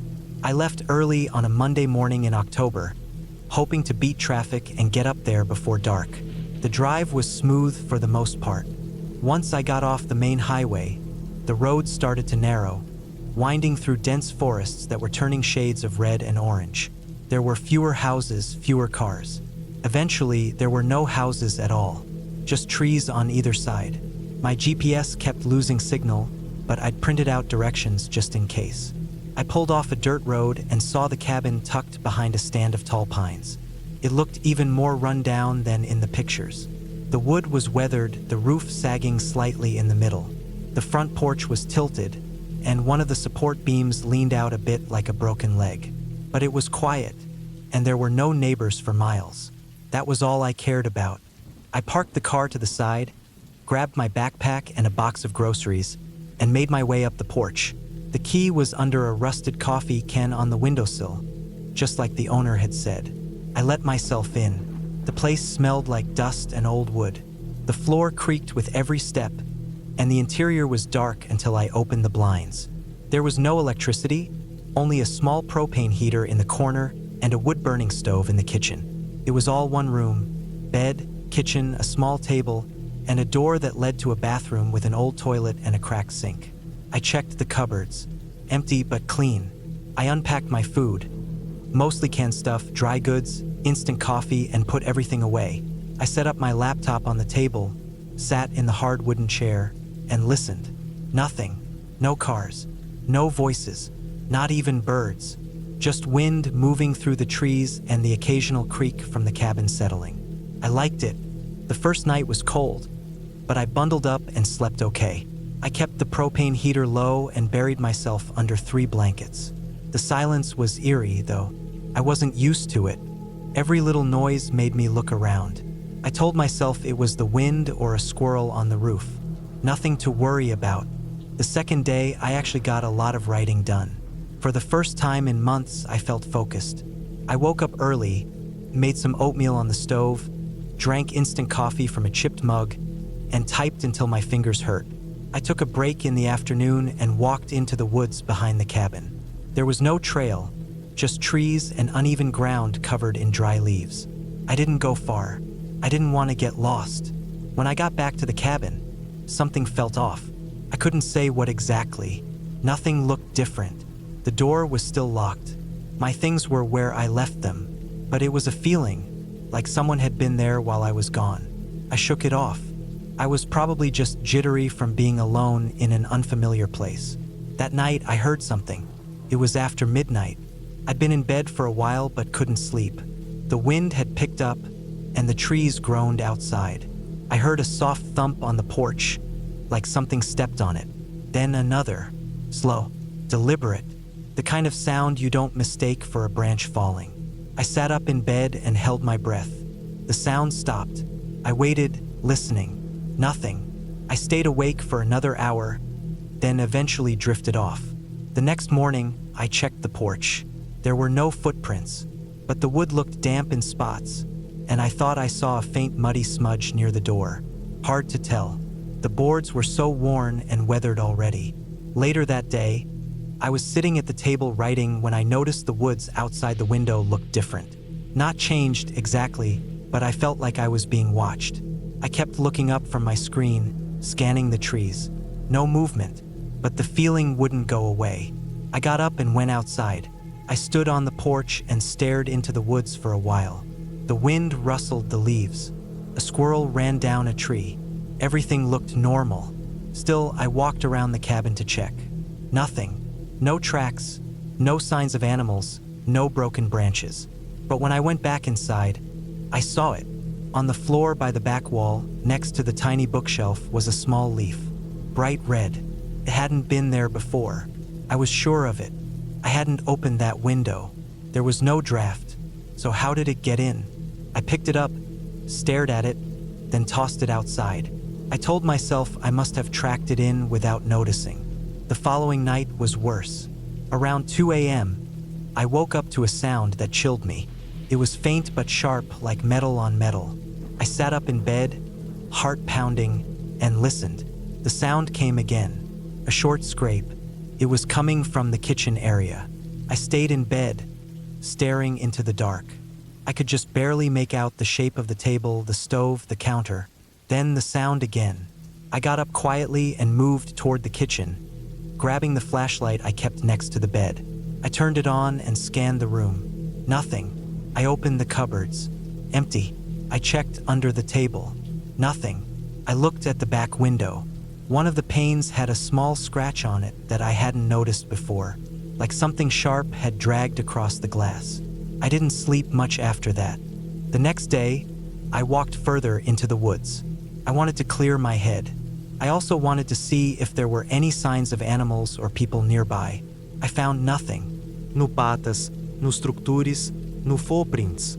Just trees and silence. When I came back to the cabin, the door was open. I froze. I was sure I had locked it. I always locked it, especially after the weird sounds. I stepped up slowly, heart in my throat. I looked around, no one. I went inside. My things looked untouched, but something was off again. The chair at the table had been pulled out, just slightly. I always pushed it in. And on the floor near the bed, another leaf. This one was yellow. Same size, same shape. I left it there. I didn't write anything that day. I sat in the chair with my back to the wall, watching the door. I didn't eat. I didn't move much. I just sat there and waited, hoping nothing else would happen. That night, I barely slept. I kept the flashlight in my hand, lying under the blankets, fully clothed. Around 3 a.m., I heard the scratching again. This time it was louder, more deliberate, came from the back wall. Then the window. I sat up and aimed the flashlight. I didn't see anything, but the sound stopped. My skin crawled. I stayed frozen like that until sunrise. The next morning, I packed my things. I couldn't take it anymore. I didn't care about the project. I just wanted out. But when I went outside, I found something that stopped me cold. On the side of the cabin, scratched into the wood, were 4 long gouges. Deep ones, like someone had taken a knife or claws and dragged them downward. I reached out and touched them. Fresh. The wood was splintered at the edges. Then I looked at the ground and saw footprints. They weren't shoes. They weren't boots. They were bare feet. Human. Dozens of them, overlapping, leading into the woods. I got in my car and drove. I didn't stop until I reached a gas station an hour away. I filled up the tank, locked the doors, and sat there breathing hard, trying to calm down. I didn't go back for the key. I didn't message the owner. I didn't care. I just drove home. That was 6 months ago. Sometimes I dream about that place, about the leaves, the footsteps, the scratching. I did some research afterward, looking into that area. I found a few old articles, a missing person here and there, a backpacker who never came home, a hunter who vanished without a trace. No answers, just names and dates. I haven't written much since then. I stay close to people now. I keep the lights on at night. Sometimes I wake up and think I hear scratching at my window, but I live on the 3rd floor now, so I tell myself it's just my imagination. But I never figured out who or what was in that cabin with me.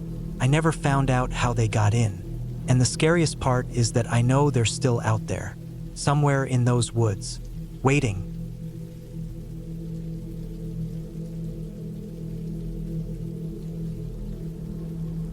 It wasn't supposed to be anything out of the ordinary, just a weekend getaway at an old cabin in the woods. I'd seen the listing online and it looked perfect, secluded, peaceful, a good place to get away from everything for a couple of days. The photos of the cabin showed a cozy, rustic place with a fireplace and a beautiful view of the surrounding forest. The owner, a middle-aged man named Jeff, had been friendly on the phone when I booked the cabin, and I didn't think much of it. The only warning was a single email Jeff had sent, reminding me that the area could be prone to a few odd things. But he didn't elaborate, and I just laughed it off.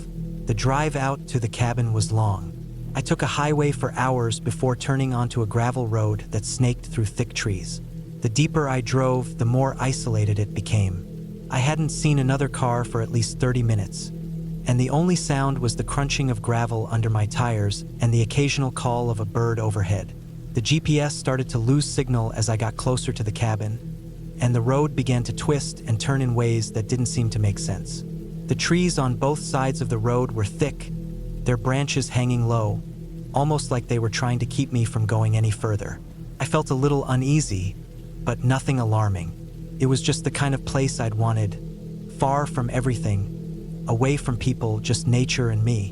When I finally arrived, it was late afternoon, and the sun was beginning to set, casting long shadows across the forest floor.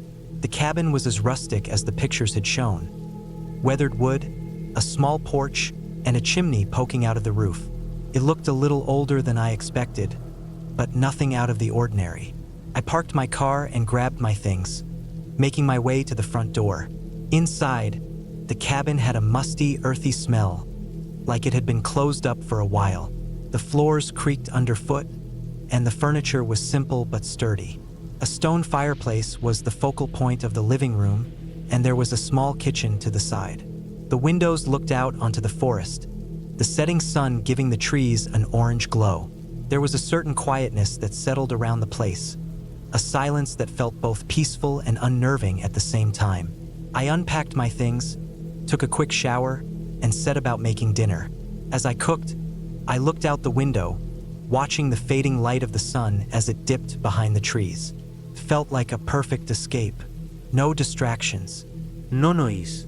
Just the soft rustling of the leaves and the occasional chirp of a bird. As night fell, I lit the fireplace and settled into the old armchair by the hearth. The crackling of the fire was comforting, but the stillness of the cabin started to weigh on me. There was no hum of appliances, no chatter from neighbors, just me and the fire. The first night was uneventful. I slept soundly, despite the occasional creak of the cabin settling. I woke up the next morning to the sound of birds calling outside, the light filtering through the trees.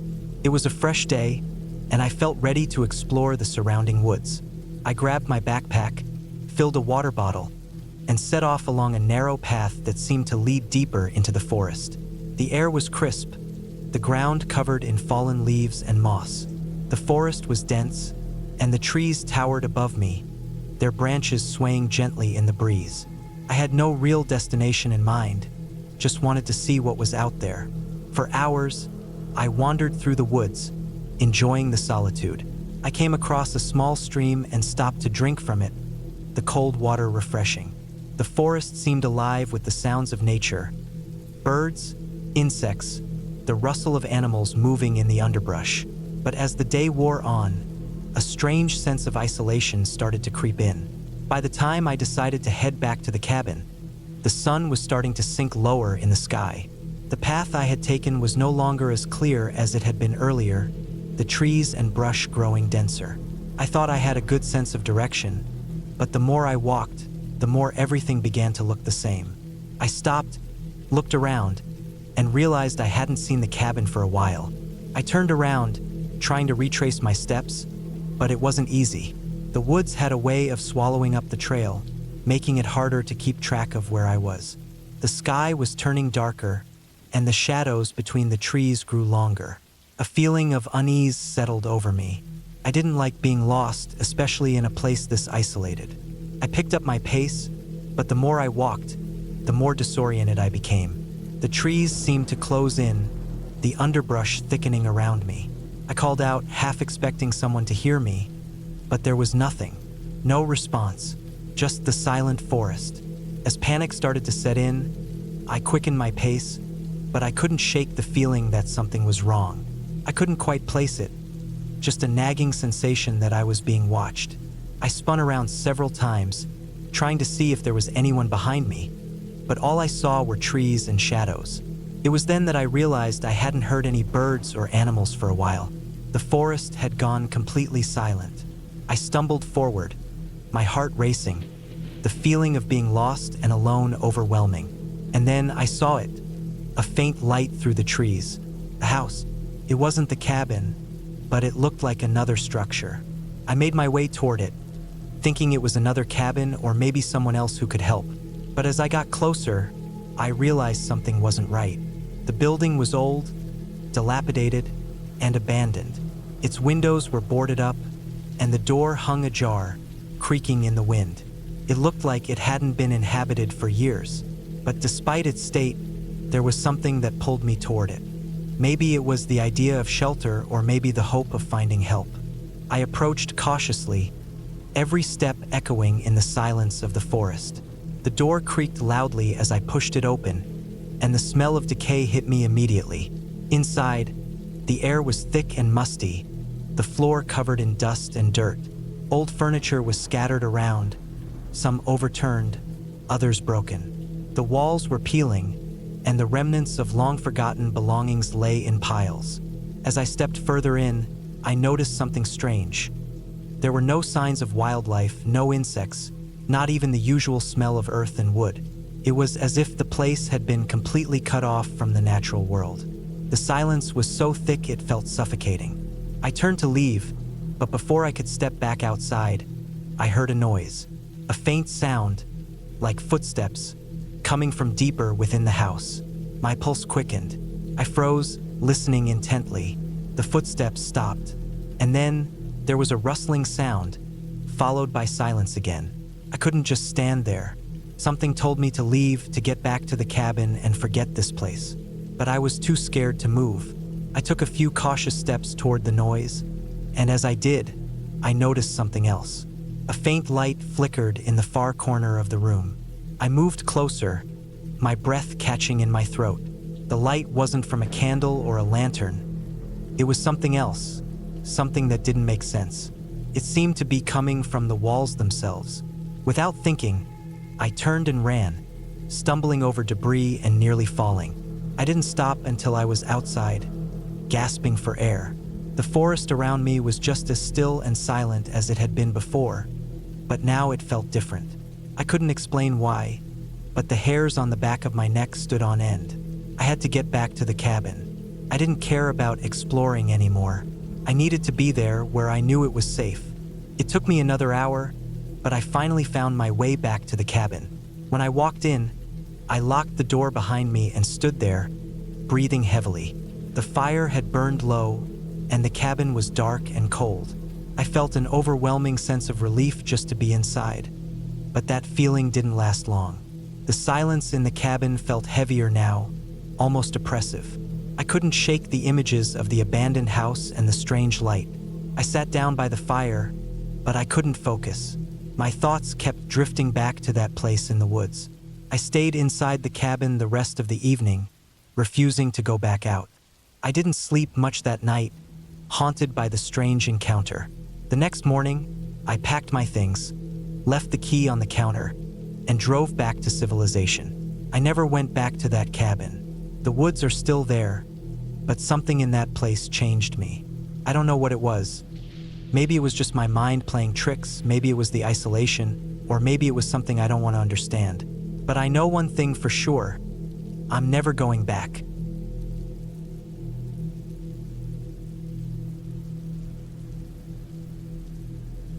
It started out as a simple trip, a weekend getaway to a remote cabin in the woods. I needed a break, a chance to get away from everything. Work had been overwhelming, and my life in the city was starting to feel suffocating. I didn't want anything fancy, just a small cabin, isolated from the noise and bustle of daily life. Something peaceful, quiet, a chance to recharge. At least that's how it was supposed to be. I found the cabin online. The listing said it was in a secluded area of the forest, about an hour's drive from the nearest town. Perfect, I thought. No distractions, no interruptions. It was a simple, rustic place with basic amenities, and the owner mentioned it was located near a hiking trail, something that intrigued me. I love to hike, and a good hike in the woods would be just what I needed to clear my head. I drove out early Friday morning, eager to get there before sunset. The road was winding and narrow, barely wide enough for my car. The trees on either side of me stood tall, their branches forming a thick canopy overhead. It felt like I was driving into the heart of nowhere. The further I went, the more isolated everything seemed. No other cars, no signs of civilization. It was just me, the road, and the trees. When I finally reached the cabin, it was exactly as the pictures had shown. A small, log cabin with a stone chimney, sitting on the edge of a clearing. The surrounding woods looked dense, almost impenetrable, with only a narrow path leading into them. There was a small porch with a couple of chairs and a table, perfect for sitting outside and enjoying the silence. I parked my car, grabbed my bag, and made my way inside. The cabin had a cozy feel. A wood-burning stove in the corner, a couple of comfy chairs, a small kitchen area, and a simple bed in the back. There was no Wi-Fi, no TV, no distractions. Just the basics. Felt like the perfect escape. I set down my bag and took a deep breath, inhaling the fresh, pine-scented air that seemed to linger in the cabin. It was peaceful. It was exactly what I needed. I spent the first couple of hours unpacking, exploring the cabin, and settling in. I was going to enjoy the solitude, I told myself. No need for anyone else to ruin this perfect little getaway. The plan was to relax, maybe take a short hike in the morning, read a bit, and enjoy the natural surroundings. The cabin's owner had left a note explaining how to use the wood stove and where to find extra blankets and towels. Everything seemed in order. It wasn't until later that evening, as the sun began to set, that I started to notice something wasn't quite right. At first, it was subtle, a feeling that I couldn't shake. It was like I was being watched, but when I looked around, I was alone. I shrugged it off. It was probably just the isolation playing tricks on me. The stillness of the forest could make everything feel a little unnerving. I decided to go outside, get some fresh air, and maybe enjoy the last bits of daylight. I walked around the cabin, taking in the view of the woods stretching out before me. The trees were dense, their trunks gnarled and twisted. The air was cool, with a faint breeze that rustled the leaves. I could hear the occasional bird call in the distance, but other than that, it was eerily quiet. Too quiet, almost. I sat on the porch for a while, just taking it all in. The sky was a deep orange as the sun dipped below the horizon, casting long shadows across the ground. It was peaceful, but that strange feeling in the back of my mind wouldn't go away.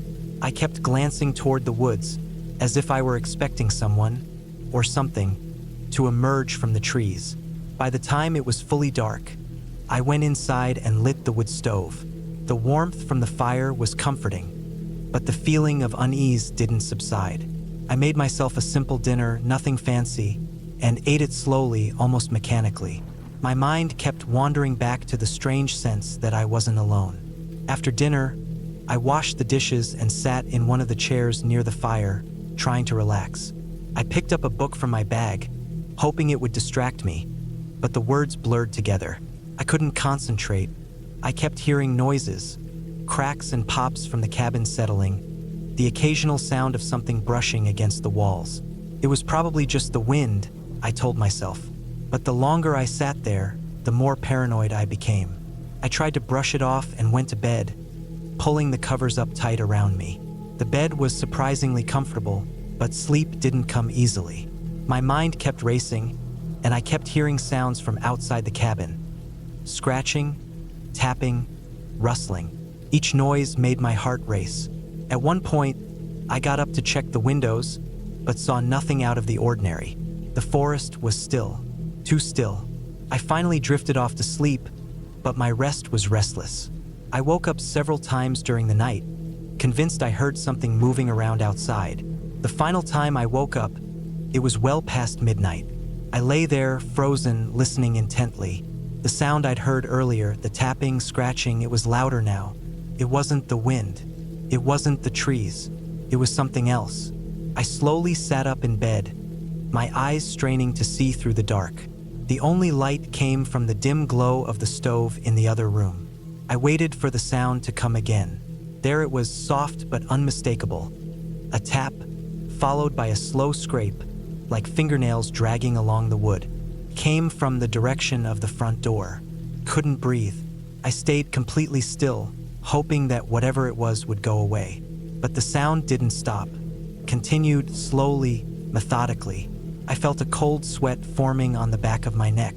I had no idea what it could be, but the fear that gripped me was enough to send my heart pounding in my chest. I decided to investigate. My legs felt like lead as I swung my feet over the side of the bed and stood up. The cabin was eerily quiet except for that sound. The tap, scrape, I grabbed a flashlight from my bag and made my way to the front door, trying to stay as quiet as possible. The sound stopped as I reached the door, but I didn't trust the silence. I stood still, my breath coming in shallow gasps. And then it came again. I jerked the door open and shined the flashlight outside, but there was nothing there. Just the woods, stretching out in front of me, dark and silent. My pulse was racing, my hands shaking as I scanned the area, but I didn't see a single thing. No animals, no movement, nothing. I closed the door quickly and bolted it shut, my mind racing. What was that? Was it an animal? Someone out there? I was completely alone, and the isolation suddenly felt suffocating. I went back to bed, but sleep didn't come. The rest of the night passed in fits of terror, listening for any more sounds, watching the shadows dance across the walls.